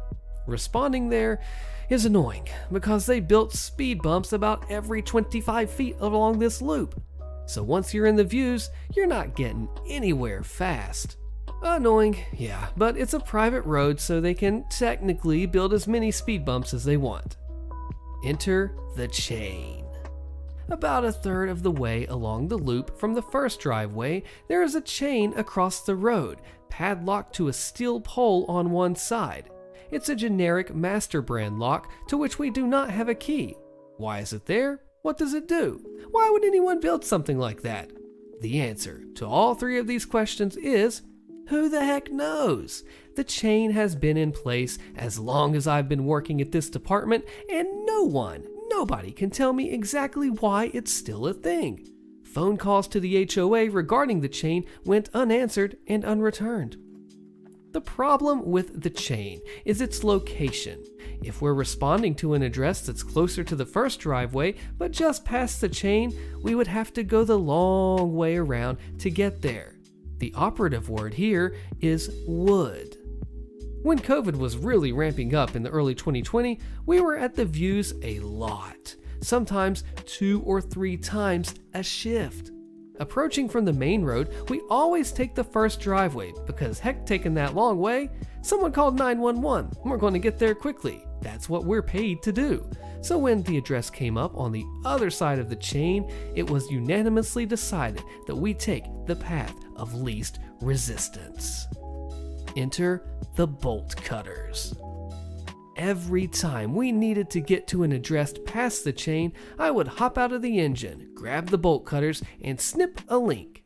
Chain goes down, engine and ambulance go through. Simple solution. After about a week of this, and many mysteriously replaced chains, the enigma of the chain was finally revealed. One night, as I have a hapless link firmly in the grasp of my bolt cutters, I hear a shrill shriek. Stop! A middle-aged woman comes speed-walking out of the condo right next to the chain. "I'm the HOA president. That's there for a reason." I want to hear all about that reason, but we're here for a response, and the clock is ticking. Snap!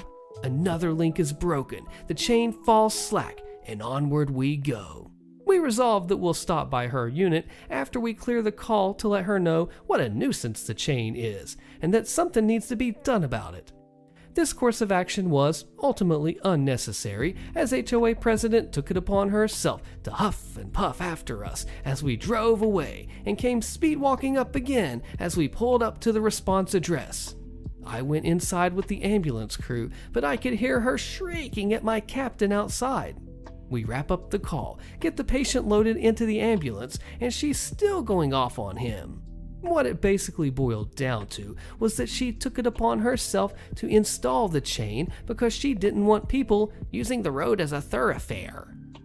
The reasoning behind this is an utter mystery to a rational mind because it's a loop that begins and ends on the same road, 30 feet apart. No one is using the views as a thoroughfare. The chain got installed where it is because that's where her condo is. She demands that we just go the long way for addresses past the chain, and we explain that it hinders response time. She does not accept this. It takes my captain asking her that if her unit was on fire and we were responding from the other direction down the main road, would she want us to take an extra minute going the long way, or just cut the chain and get to her unit faster? She acquiesces that she had not considered this, but also refuses to do anything about the chain. War it is then. Every opportunity we got, we cut that frickin' chain. Never maliciously, only out of necessity, but it was necessary to the point where it was getting comical. A pile of snapped chain links lay discarded in the gutter. She made numerous attempts at peace. What if we just notified her when we needed it unlocked? No. What if we just cut a link on one end instead of down the middle? Sorry, middle is faster. What if she just gave us a key to the lock? Sorry, but if it's not the department-issued lock, we're not going to take the time to dig through the key box. One day, as I hopped out to gleefully cut the chain as always, something was different. Zip ties. Tired of buying new chains, or perhaps the chain fund had dried up, HOA president had resorted to zip tying the chain back together where we had cut it. She even attached a tag saying, "Fire Department, cut zip tie only." After consulting with my captain, we decided upon the most prudent course of action. I didn't have a pair of scissors on me, but I sure as heck had a pair of bolt cutters. Snap! Dead center in one of the remaining links of chain.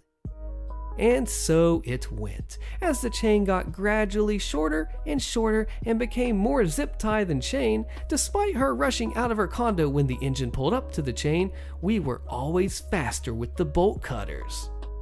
The chain has been fully replaced a couple of times, and the same cycle has ensued, until one day, last week, when everything changed. Enter the gate. As we responded to the views, we pulled up to the chain. I already had the bolt cutters out and ready to go, only to be greeted with the most unexpected surprise. Where the chain had once stretched across the road, impotent in the face of our departmental onslaught, now loomed a 2-arm swinging gate. A beefy one, too. They definitely assessed some new HOA fees to pay for this beast. On cue, out came HOA president. This time, she said nothing, only crossed her arms in defiance and looked on with a smirk. I assessed this new obstacle for a second. Too thick to ram it through, plus that would damage the engine. Tubular steel modeled on concrete anchored post, so no just lifting the gate off the hinge. "Looks like you'll be taking the long way from now on," she said, clearly having played this out in this exact scenario in her head countless times since having the gate installed. And she would be right, except the arms of the gate were secured by a length of chain wrapped around and padlocked. I looked, straight at HOA president as I lined up the bolt cutters on a chain link and the padlock shackle. Snap. I have never, ever seen someone visibly deflate the way the HOA president did at that moment. I pushed the gate open and the engine drove through. As I climbed back into the engine, I heard her call out, "At least close it behind you." I probably don't need to tell you that I left that witch wide open. The icing on this cake is that we sent out fire marshals to check it out. While the chain technically met the definition for impeding emergency vehicle access, we let it slide due to it being so easily bypassed. The gate, however, was a massive violation of county codes. Despite being a private road, the number of residents along the loop in the views stipulated that any gate shall be automatically opening and have an emergency vehicle sensor. The gate fits neither of those criteria, so boom, 30-day notice to remove that crap or face massive fines from the county for impeding emergency vehicle access. So, in summary, we waged a years-long battle against one HOA president's desperate grasp to control a problem that never existed in the first place. And if that doesn't capture HOAs in a nutshell, I don't know what does. HOA member doesn't know the rules as well as he thinks, posted by Spec97. This story primarily takes place between me and Crappy Neighbor, who is a member of my community's HOA. Sorry if it's a bit long. As a bit of background, me and my 3 roommates moved into a housing community that's basically just a bunch of cookie-cutter townhomes. All of these homes have garages that open onto streets that wind through the community. This is important later, with the front door opening to a path on the other side of your house. There are also some free parking spots on the edge of the community where there are no houses. When we first moved in, we quickly found out that parking could be a bit of a pain during the day, especially when people had guests during the weekend. Now my roommates and I, we admittedly have more cars than the average family. Because we usually have to commute for work, we each have one. We try to make parking easier by using the garage, but we all have tons of sporting equipment, so we can only usually get one car in the garage. When all the parking in the free spots is full, we just park our cars right up against the garage and leave them there during the day or overnight. We'd seen other neighbors do it, and it still left ample room for people driving on the street to get by. Well, one day, Crappy Neighbor came up while my roommates and I are in the garage organizing some stuff and tells us that we can't park there overnight as it's against community rules. Before we had a chance to respond, he added, "And if you do it again, I will personally make sure you're towed." His first comment was pretty reasonable. We just moved in and didn't know that rule. But his second comment just really made him sound like a butt, and he wasn't really necessary. One of my roommates simply responded that we didn't know as we just moved in and we wouldn't park there overnight anymore. Well, Crappy Neighbor, clearly trying to assert his dominance, responded with, "Good, you'd better not, because I'll be watching." Well, from then on, we did follow those rules. If we parked in the front of our garage during the day, we would make sure to move before we went to sleep. This worked out for a while until one fateful day. One of my roommates stopped by quickly after work to grab some dinner and clothes before heading to his girlfriend's. This was around 7 p.m., so he just parked up against the garage as it would be quicker than the parking spaces. Plus, it was early enough that he didn't think he'd get towed. Around 8 p.m., he went to head out and his car was gone. Guess who was there though? Crappy Neighbor standing right outside. Immediately he said to my roommates, "Told you were going to get towed if you parked here again." Crappy Neighbor and my roommate argued for a bit before my roommate came back inside and calls the car lot. Well, it ends up they're closed, so he'll have to get his car in the morning. The kicker? They're gonna charge him an overnight fee. All in all, it comes out to $500, which isn't a small amount of money for us.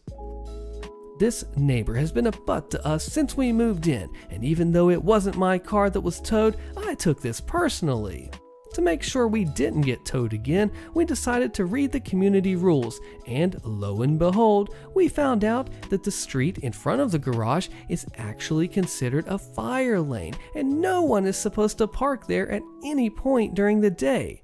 Between crappy neighbor treating us like crap and the fact that we could get him yelling at his wife every night, not a big detail to the story, but just wanted to say to add to my point that this guy just sucked, I start to plan my revenge. Since quarantine started, I've been able to work from home, and my desk conveniently looks out onto the street between the houses. This means that I can clearly see crappy neighbor's garage. I start to take note of when he parks his car out in front of the garage, and for about 2 weeks, I noticed that he would come home at around 1 p.m. and leave again at 2 p.m. On the 3rd week, I decided that I would begin the revenge. One Monday, true to his schedule, he stopped by around 1. After about 10 minutes, I gave the tow company a call and said that he was parked in the fire lane and if they could come and remove his car. 20 minutes later, a tow truck rolled up, hooked his car up, and towed it off. About 15 minutes later, crappy neighbor came out and I could hear him start to yell back into his house, presumably at his wife. He then left and didn't come back until later that evening after he'd gotten his car. Now, it was funny to do this, and I made sure to send snaps to my roommates who don't work from home, but I wasn't done yet. See, this jackbutt apparently didn't learn the first time because literally the next day he parks in front of his garage again. What do? Well, the exact same thing as the day before, of course. Again, crappy neighbor comes out, realizes his car is gone, yells at his wife, and then goes to get it. Now, after this time, he's a bit smarter and parks in an actual spot before going in to get his lunch or whatever it is that he does in there midday.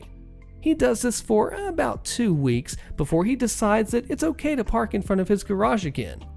Well, who is still sitting at their desk every day and notices this immediately? Well, me, of course. And being the concerned resident that I am, I immediately call the tow company and off his car goes again. And again, this is met with yelling. I wish that this had a more satisfying ending, but after this 3rd time, I decided that I would stop because I genuinely felt bad for his wife, who he seemed to do most of the yelling at, as if it was her fault that he was a dummy. What I can tell you is that it definitely cost him over $1,000. If he hadn't have gotten my roommate's car towed, then we wouldn't have ever even found out that this fun little rule existed. The best part was that a number of my neighbors would have their cars parked there at the same time, and they never have their cars towed, which made it all the better when his was. We've had a number of other encounters with him in that time since this happened, and I have another story that involves the actual HOA that I'll probably write later. That one is still ongoing though, so we'll see how it ends up. My HOA is stealing from me. Help! Posted by Weekly Salamander 389. Hello, I live in a condo that has 6 units. I bought my condo last year and I've been here almost 10 months. The guy living in one of the units, we will call him Jay, is currently president of the HOA. He acquired this by default because the last president of the HOA moved out of our condo and he was the next longest owner. Every month, we pay $185 to Jay to cover our HOA fees. To my knowledge, these fees cover building insurance, water for the building, electric bill in common areas, other stuff like lawn maintenance, snow removal, and basically any other maintenance that's needed in the common areas. About 6 months in, one of my neighbors in the building stopped me to introduce himself. We'll call this neighbor O, and asked me what I thought about the building. The building obviously needs some TLC, which is why he asked me. So he told me that we should push the president, Jay, to make some fixes around here. At this point, we have an ugly front door, our hallways don't get cleaned, and rugs are starting to stain and smell. Water's leaking into the basement, mold's growing down there, and we don't have lawn or snow removal service, and well, nothing ever gets done. One day I see Jay and I make him aware of all these things. Jay tells me that our HOA fees are super cheap. I mean, it is cheap compared to others, and he's able to make it cheap by not paying others to do this stuff, and he does it all for us. He tells me he's going to jump on the mold ASAP. Meanwhile, O tells me that he's been asking for a receipt for paying his fees or some statements of where our HOA money goes because there never seems to be money for anything, but Jay always gives him the runaround. Fast forward a bit, Jay decides he's going to paint over the mold like it's going to solve our problem. It solved it for less than a week because the mold grew over that paint. Our storage lockers are in the basement and I decide to clean it out. I started to find some mold growing on my stuff, and I told Jay that painting doesn't get rid of mold, and him not taking care of things is starting to ruin my personal items. He told me things have always been like this, and I had to accept it pretty much. Now I'm asking him for a receipt and our HOA budget. He's refusing to provide me with any type of receipt or financial statements to show me why we don't have any money to fix things in our building. I told him that I am now suspicious of him because he won't provide this info, and he told me I should have bought somewhere else. So I started Googling the corporation where I write my HOA checks out to, and it turns out that corporation was dissolved in 2020, which is when the HOA presidency was passed on to Jay. I've only been here since 2022. By the way, Jay lives in a unit here with his mother.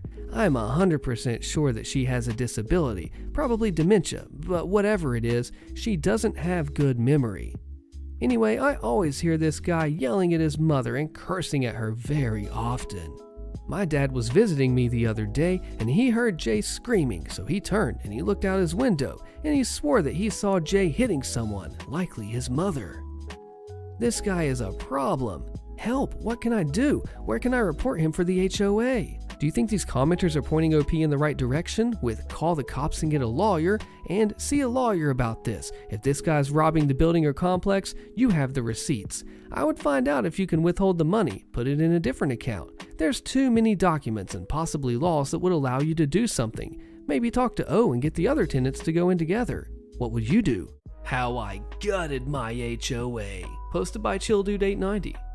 This is the story of how I completely changed out my community's HOA board and foreclosed on one of their houses after they disrespected me. I got fined for ridiculous things by my HOA and I got ticked off and decided to get on the board. I then spent a year removing all members of the board I joined and replacing them with people that were pro-small HOA. I have then since helped reduce policies and tried to make the community better for everyone. Let me give you the backstory. A few years ago, I bought my first house in a medium-size or 500 to 1,000 homes neighborhood in a southern state. It had an HOA, but I actually picked the neighborhood because they had the lowest HOA dues in the city, the fewest rules, and the house was by far the nicest one that I could afford in my budget. After a few weeks, I got a violation notice from the HOA telling me that I had 2 violations needing correction. The first, my lawn was not green enough. And the second, the trash cans were too close to my driveway. I was thoroughly confused about number 1 as it was February in the middle of winter, so of course my lawn was dead like pretty much everyone else's, so I had assumed that either this was a mistake or an existing offense from the previous owner. As for the trash cans, I kept them on the side of my house, and I think when the HOA came by, my trash cans stuck out past the side wall 1 foot, so how dare I? I shrugged them off and continued on. Come March, I got another notice, this time fining me for both violations. Each one cost me $100 and they wanted the money in 2 weeks. I was ticked. This made no sense and I was not about to let them just try and get money for BS violations, so I called the management company that worked with the board to get them appealed. The lady told me that I needed to appeal directly to the board and that I could do so in the next annual meeting in a few days. So I, of course, showed up to the meeting. Prior to it starting, I met with a few homeowners and learned they were all there for the similar BS violations and were ticked off too. I then talked with one of the members of the board about the fine appeals process. He was an older guy in his 70s with short gray hair and a very worn and angry face. He asked what I was getting fined for, and when I told him, he just looked at me and said, "And you should get fined for that? Young people like you not taking care of their homes is the whole reason I got on this board. Learn to be a better property owner. This dude was the VP of a volunteer board telling me that I did not know how to take care of my house? What a sad life. The meeting then started, and the moderator mentioned that since this was an annual meeting, we would be voting on 3 of 5 board members. They had some applicants to the board, and we could also nominate someone today. That's when I had the idea of how I could get my revenge. When the election part of the meeting came, I nominated myself. I gave some BS speech about HOAs are not here to make money, and I just wanted to serve my community. I won in a landslide, and you could see the board members getting annoyed because they had scowled during my speech. After the meeting, I appealed my violations in a very elegant way, and they agreed to waive my trash can violation. As for the grass one, apparently since I had weeds growing in my yard, like a tiny patch in the corner, they were still fining me because the weeds were turning yellow after I sprayed them. I was dumbfounded how they could get away with this, but they used a technicality in the bylaws that I had signed, so I ended up losing $100. Revenge. I will be honest, I had not expected this to work. After joining the board of 5, including myself, I was appointed secretary and had to help maintain meeting notes and review records. They specifically told me that I was not allowed to propose new policies, but I could vote on new ones proposed by the VP or the president, which I later learned was actually a violation of their own rules. I voted every new rule down as long as I was in that position. I decided that my best course of action was to listen to how the others operated and look for an opening to get each of them off the board. The first opening came when the president, who literally looked like the most Karen woman ever, mentioned that she had wanted to fine for flowers that were not neutral color. Basically, if a homeowner wanted to add something like turquoise flowers, we would fine them. She apparently had a neighbor that had flowers that she didn't like, and she wanted to use the board to stop them. It was pretty insane. I then started my revenge on her. I started a message thread on Slack, since that's how we communicated, with the other board members and asked what they had thought about her policy and the reasoning. After far too much deliberation, and 2 of them honestly thought that this was okay, we agreed that the policy went too far. I then made a long post in the main channel telling her that her actions were not only wrong, but that she should be excused from the board. When she inevitably flipped out, I called a board meeting in the following week, and the other 4 board members voted her off for targeting a community member for personal gain. She gave a sob story about how the board was her life and that the neighborhood was like her child, but I didn't care. That was one down. I convinced one of my good neighbor friends to join a little later on to take her spot. The next members I targeted were the treasurer and director, as I wanted to save the VP for last. They were actually pretty easy to get off the board. They were very easily swayed by public opinion. So I made a fake account on Nextdoor and waited until spring when most of the violations go out. And when the letters went out, I looked for angry posts on Nextdoor. I then would comment on each one of them, giving the first names of the 2 board members as the culprits, and told them to come to the next HOA meeting to appeal. It worked far better than I had expected. During the next meeting, over 50 people showed up and called out those by name. It was glorious.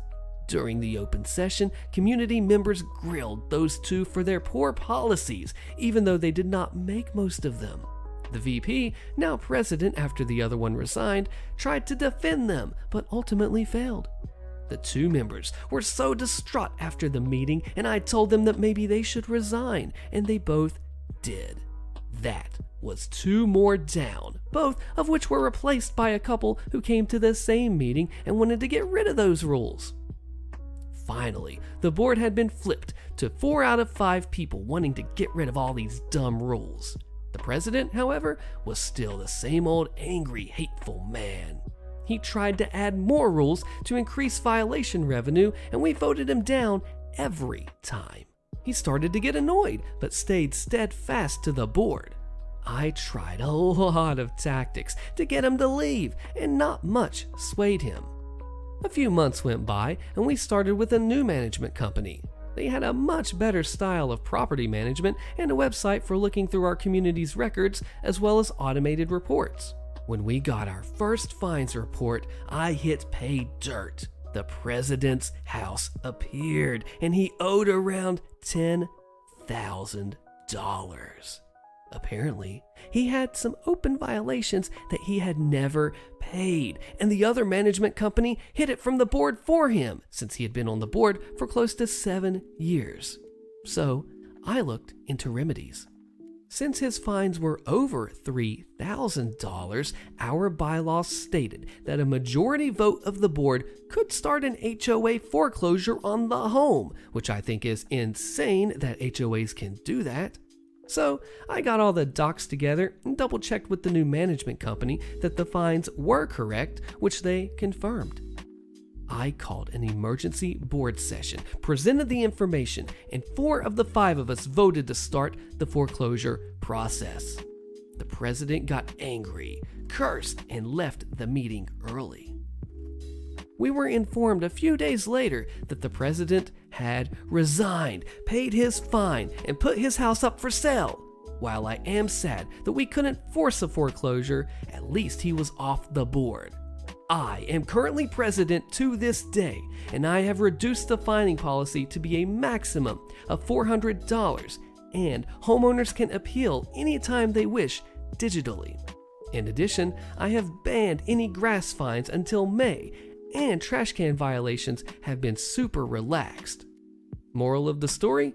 Never fine me $200, call me a stupid young kid, and expect to not lose your house. While we're on the subject of homeowners associations, here's the story of how my parents' HOA tried to use a 40-year-old rule to stop them from repairing hurricane damage and got the shaft for their trouble, posted by Deleted.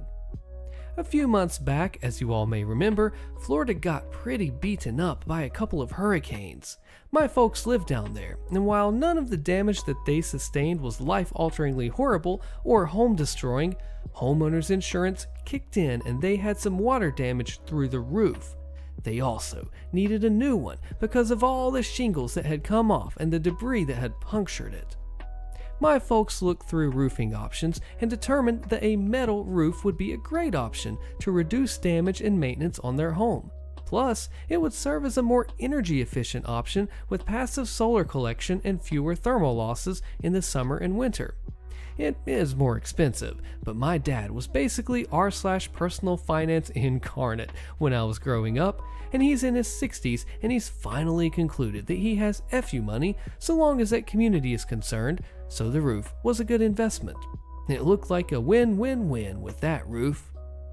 Then they reviewed the HOA and saw that, as of 1989, metal roofs are prohibited in the neighborhood, subject to fines and mandatory removal. Reviewing the bylaw further showed that it was clearly referring to older, crappier tin roofs, not a proper metal one like today's market provides, which looks great and has all of those other benefits. My folks wanted to play by the rules though, and called up the HOA to explain the situation. HOA was friendly and said that they would be looking into that bylaw and that my folks weren't the only ones who requested that they be allowed to have a metal roof. My parents couldn't get a roofing contractor in a few months anyway, and that was too much demand since everyone else's roof got wrecked, so they waited a few weeks and got nothing new out of the HOA. Tried again a few weeks later. Nothing.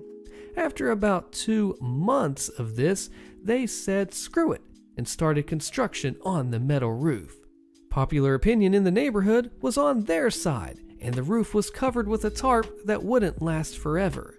The new roof got installed over the course of a few days, and then we found out the HOA's crappiness. The neighborhood has a nice brick sign out front that says, "Welcome to neighborhood name." It's very classy, very nice, and was very damaged in a hurricane. The HOA was strapped for money due to other repairs and dues, and some prick had the bright idea to impose as many fines as they could on the neighborhood to pay for these repairs, starting with my folks. They served my folks with a letter claiming that they were in violation of the HOA and demanded a $25,000 fine and that they remove it, which is, of course, absurd. My poor mother is very much a play-by-the-rules sort, and she was worried sick. Dad's ex-Navy and a contract negotiator. He essentially checked his 60-year-old knuckles and said, "Oh, you little jerks want to play, do ya?" So they set about researching and making some calls. Poor Mom kept waking up at 1 a.m., unable to sleep, and I felt terrible for her as she went through this. But then they had a breakthrough. A few weeks after being served, I'm fuzzy on the timeline since I don't live in Florida, it may have been less, there was essentially a burn them at the stake meeting of the HOA where my parents could defend themselves for an absurdly short amount of time, and the HOA could rip into them for daring to defy their wrath. So my mom, because she's more social and has a better temper than Dad, she comes up to speak and lets the HOA know that they can't do this. HOA smirks and says, they sure can. They have a 40-year-old statute saying that they can. Mom says, you do, but I have state law on my side which supersedes your statute. Turns out there's a law in Florida stating that an HOA, or really any regulation, cannot be used to prevent an eco-friendly improvement from taking place on anyone's private property. And wouldn't you know it, the passive solar system of the metal roof counts as an eco-friendly improvement. Turns out the roofing contractors have dealt with similar stuff before. When Dad mentioned what was going on to them, the contracting officer pulled out a few letters of accreditation and a few past cases where the court had determined that their product was eco-friendly and forced the HOA to pay all legal fees. My mom produced all of this for the crappy HOA, who had to admit that this was, in fact, ironclad. Strapped for money as they were, they couldn't afford to pay a lawyer. HOA head growls, "Is that all?" Mom turns up the sweetness to 11. No, I see in the bylaws that we can vote to impeach the board members at any HOA meeting and to elect their replacements. I move to impeach all of you. I nominate my husband, and she rattles off a list of names, and HOA is stunned. While Dad looked into the legal, Mom looked into the new neighborhood. Popular opinion was on their side, and the hearing was public for the neighborhood. Mom convinced a majority of the homeowners to attend and remove the board for their crappy policy. With that, my parents are now on the all-new board, and Dad is putting his contract negotiation skills and own craftsmanship skills to work repairing the front entrance.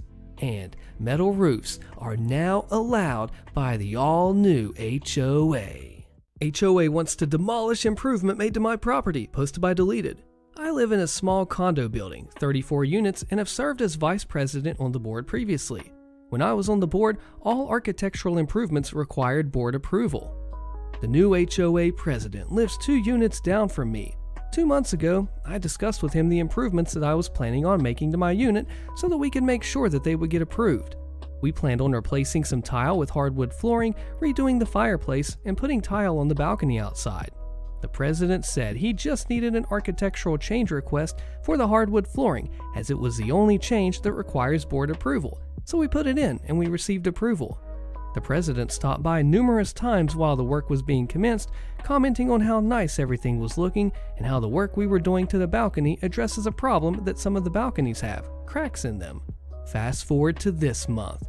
The HOA received a settlement against the builder's insurance for $1 million and decided to spend it on fixing up the building, replacing roof, repainting, addressing cracks in the stucco, etc. Part of these changes is doing work on the balconies to address cracks in the slabs.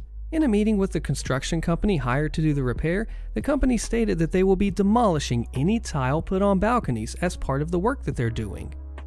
I talked to the HOA president after the meeting, and he told me that he doesn't remember saying that I didn't need an architectural change request for the balcony tile and its exclusive use common property.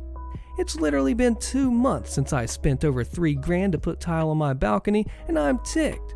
He saw the work being done, never once said, "Hey, you need to get this approved," nor did the HOA ever send me a letter. He even commented on how nice the tile was. There isn't anything wrong with my balcony. It looks great and it's structurally sound. The company doing work on the building is putting up the scaffolding, and I'm worried that they're just going to come in and jackhammer the balcony tile while I'm gone at work. My understanding is that the exclusive use common property thing gets thrown around a lot when HOAs don't want to pay for repairs to things like pipes and so on. Why am I being forced to undergo a repair that my unit doesn't need that's going to cost both the HOA and me money? I'm getting a copy of my CC&Rs today, but I would like to understand what my options are in terms of at least getting the HOA management company and the construction company notified that I want to put this in arbitration and for them to not demolish the tile until a decision is made whether they are authorized to do so or required to put the balcony back in its previous state. I don't understand why I simply can't sign an agreement stating that I will pay for any needed repairs to my balcony when it needs them versus destroy an improvement to do an inferior form of cosmetic improvement. Oh, do you agree with this commenter? So you started work on an outside balcony in a condo complex without first reading your CC&Rs? I think you'll likely find that you'll be getting an expensive lesson in condo ownership. Do you agree with that or not? Let me know. Click my next crazy HOA Karen compilation on your screen to continue your listening session. Thanks for checking this one out, and see you in the next one.